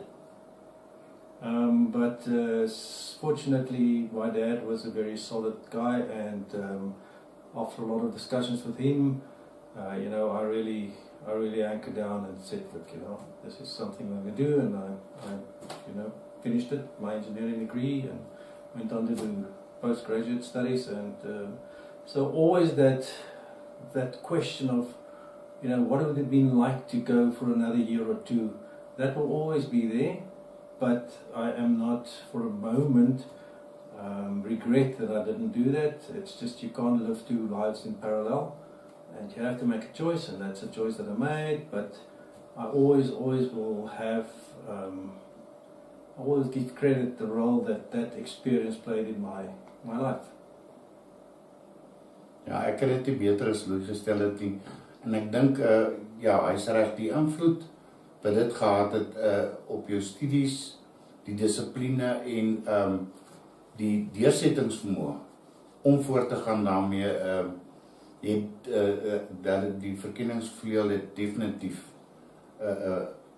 daarmee positiewe gevolg daarvan gewees. So, ja, dit, ek dink ek kan net nie dit beter stel nie, hy het dit baie goed gestel. Dis dieselfde ervaring wat ek ook maar gehad het.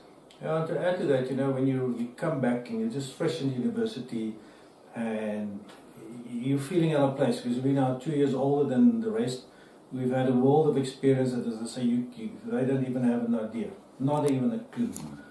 And then you read in the newspapers of this operation, this guy, and you know the names and you know the places, and you think, man, I should have been there. I should have been there, and that, that's not a good feeling.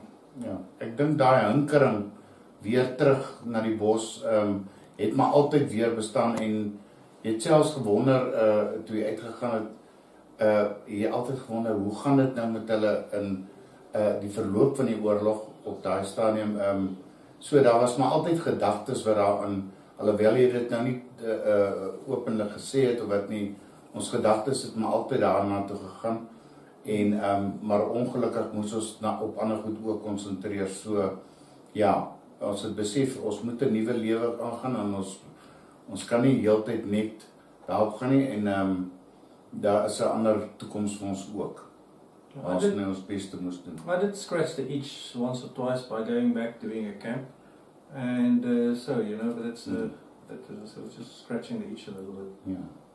Ja, ons was nog nie heel van die weermag afgesluit nie. Ons moes nog steeds kampe en ons diensplig verpligtinge nakom. So ons het maar nog altyd 'n bietjie deel gehad, maar soos in my geval het dit meer na oorgegaan na stedelike terreur toe, wat heeltemal verskil van die situasie waarin ons was en ook maar 'n redelike aanpassing was. Want dat verskillende waardes en operasionele kom ek sê so wat hulle gedoen het, wat ons glad nie gedoen het daar nie, so jy was onder baie meer kom ek sê strenger beheer van wat jy kon doen en wat jy nie kon doen nie. Ons het geweet wat om te doen toe ons op die grens was en skielik kom jy in 'n situasie wat jy weet nie altyd wat is jy geoorloof om te doen of wat is jy nie geoorloof om te doen nie. So dit was 'n redelike moeilike situasie om in die begin te hanteer. So I would say since you left the unit, you would have been aware of certain things happening, and of course the country changed, and then came the disbandment. Tell me about that. How did you find out? How did you feel about it? Ja, ons al twee was, sover ek kan dit onthou, wat ons was in die VA gewees, en Veterane Assosiasie, en hulle het ons kennis gegee dat dit gaan gebeur. Dit is 'n baie ongelukkige hartseer tyd vir ons gewees, om dit te sien gebeur.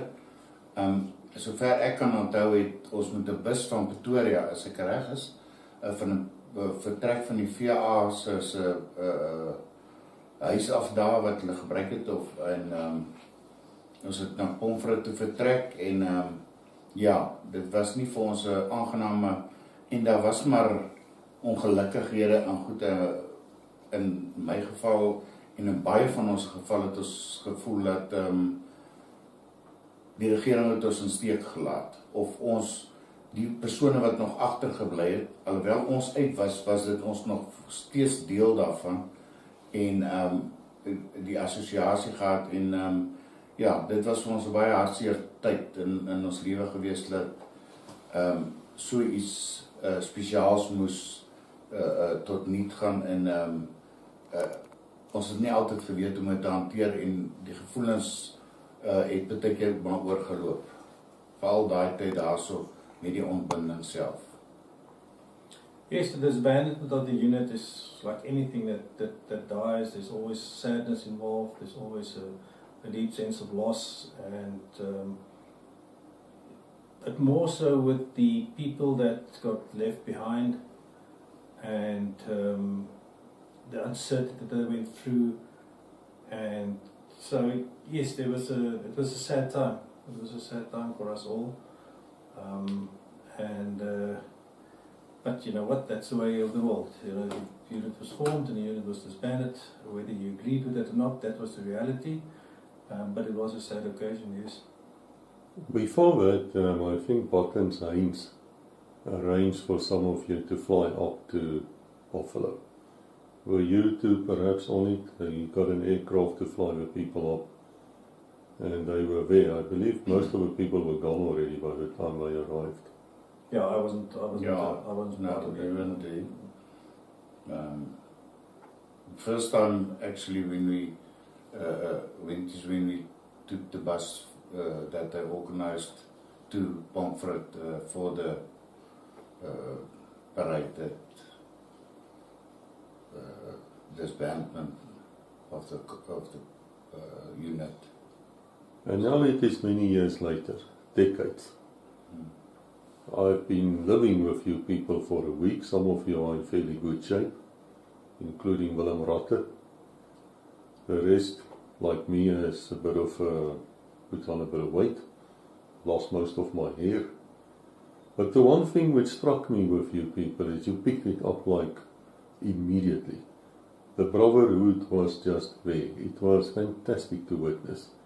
Do you have anything to tell us about the Brotherhood of 32 Battalion, and especially the Recce group?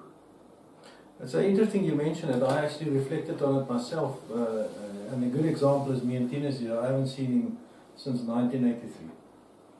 Yes, I have heard somebody that said something, the odd Facebook thing, but we never phoned each other or, had any contact with each other. But the moment we saw each other, it was like you said, there was no time that went in between.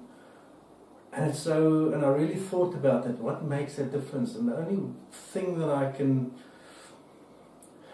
offer as some kind of explanation is that we knew each other so intimately in working together, sharing things that you do not share in the normal life, if we can say what normal life is.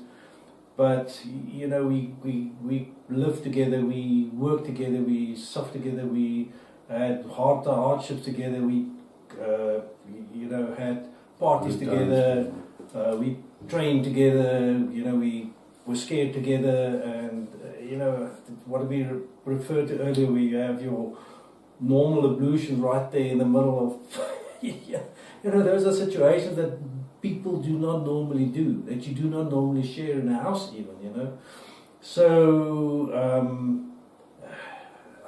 and I don't know, I suppose that definitely contributes to the fact that you see each other after 40 years and boom, it's like that, and it's as if time didn't pass in between, I think it's the pure joy, net die lekker om almal weer te kan sien, en ek dink ons almal het regtig daai verlange na mekaar en om te sien hoe gaan dit met mekaar, soos goeie vriende maar altyd moet doen is, en dit is lekker om mekaar weer te gesien het en van mekaar se lief en leed te hoor. Now I want to explain something here to the audience. We did not only go on a game drive, we also stopped on the way back at the sundowner on a Kalahari dune. And there was like a nice fire sitting in a corner. Colonel Rotte was talking about certain things. There were other people, very fantastic people, including Peter Williams, who I'm beginning to think is the one and only Peter Williams. Papa Whiskey, as they call him. And he said something there, just as we packed up to come back here to eat at the lodge. He gave us a compass direction and he says, well, make your best way and get there. And I was wondering, if that was for real, do you two think you would have actually been able, if we've given you compasses, of course, to get your asses back here? No doubt. No doubt. No, definitely. No doubt. Actually, we don't even need compasses. We still know the stars. Yeah, this is very easy. And we last night we talked about the stars and checked them out and where south is precisely, and so that old skills you never forget them. It was so ingrained. I think he told us before into our training and stuff. You never forget it. Yeah, I also think if you said that direction, 5 kilometers, that's easy. Tell me, do you have any messages for anybody who's listening here? Perhaps some of your old comrades, some of those we don't know.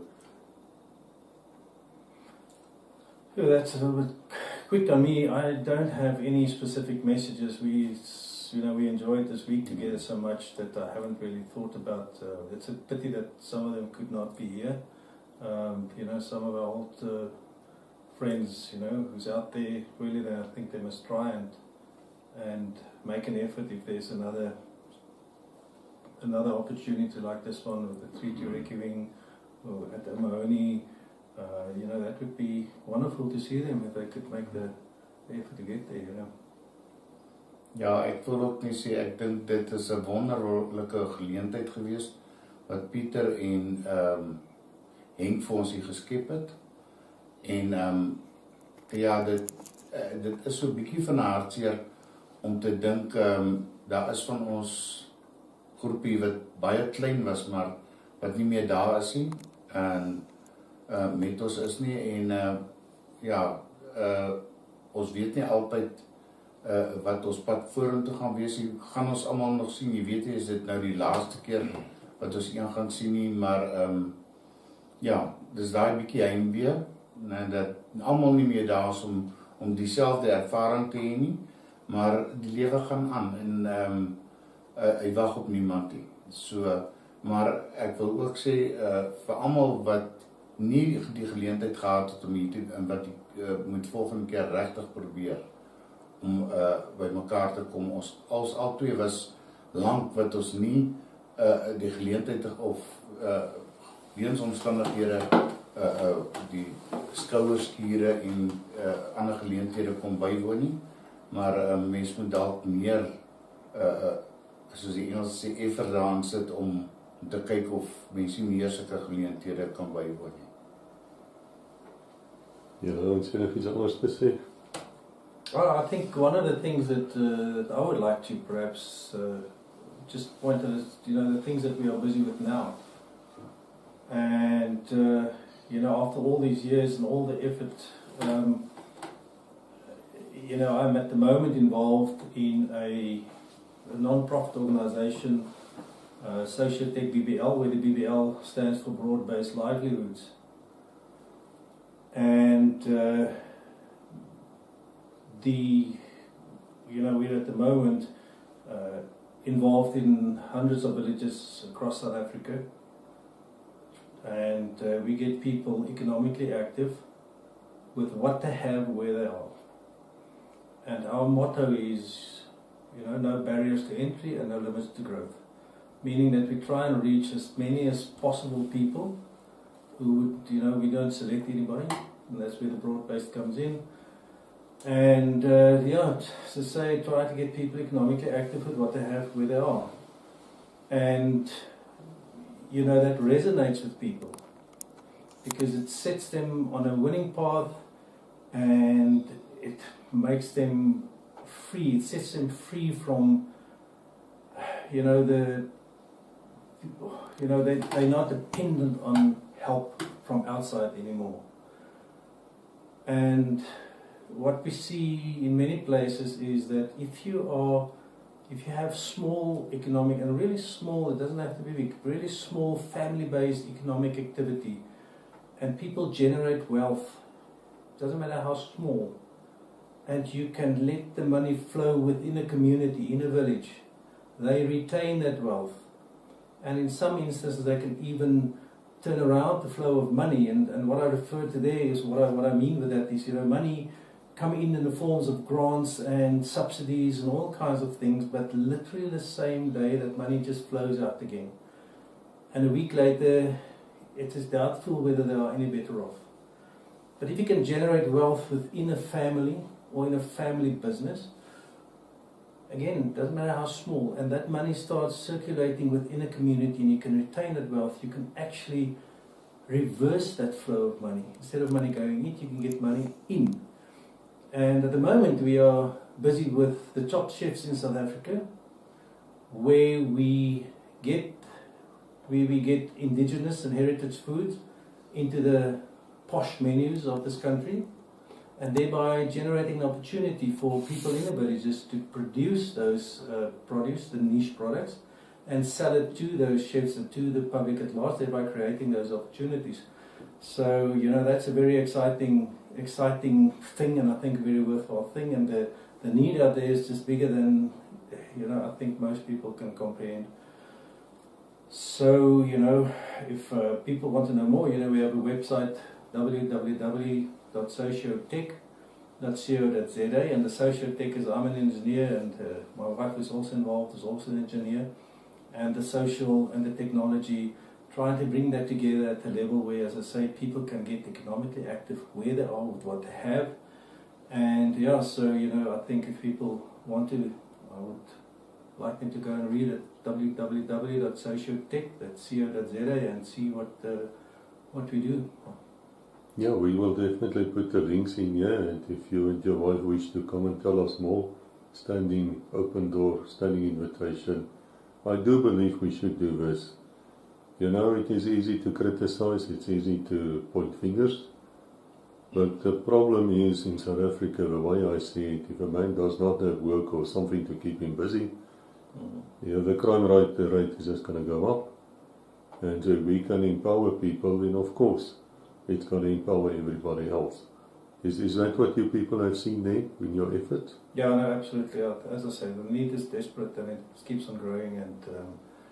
And the difference between welfare, which has its place, and then development, where people actually contribute in their own right, where they are, with what they have, towards the economy. There is a huge difference, and I think there's a huge gap there, and a huge need there, and that's in that space that we would like to operate and bring hope and freedom. En laastens wil ek hom ook net sê, alle eer aan ons Hemelse Vader, dat dit moontlik gemaak het dat ons kan lewe en gesond genoeg is nog om hierdie geleentheid te kom bywoon, en mag hy ons almal op die pad vorentoe spaar, dat ons weer so iets kon doen, as dit in sy groot raadsplan bestaan, en ek hoop en ek vertrou dat ons almal in sy genade weer sal kan by mekaar kom eendag. Yes. Amen. Amen. Thank you, Koos.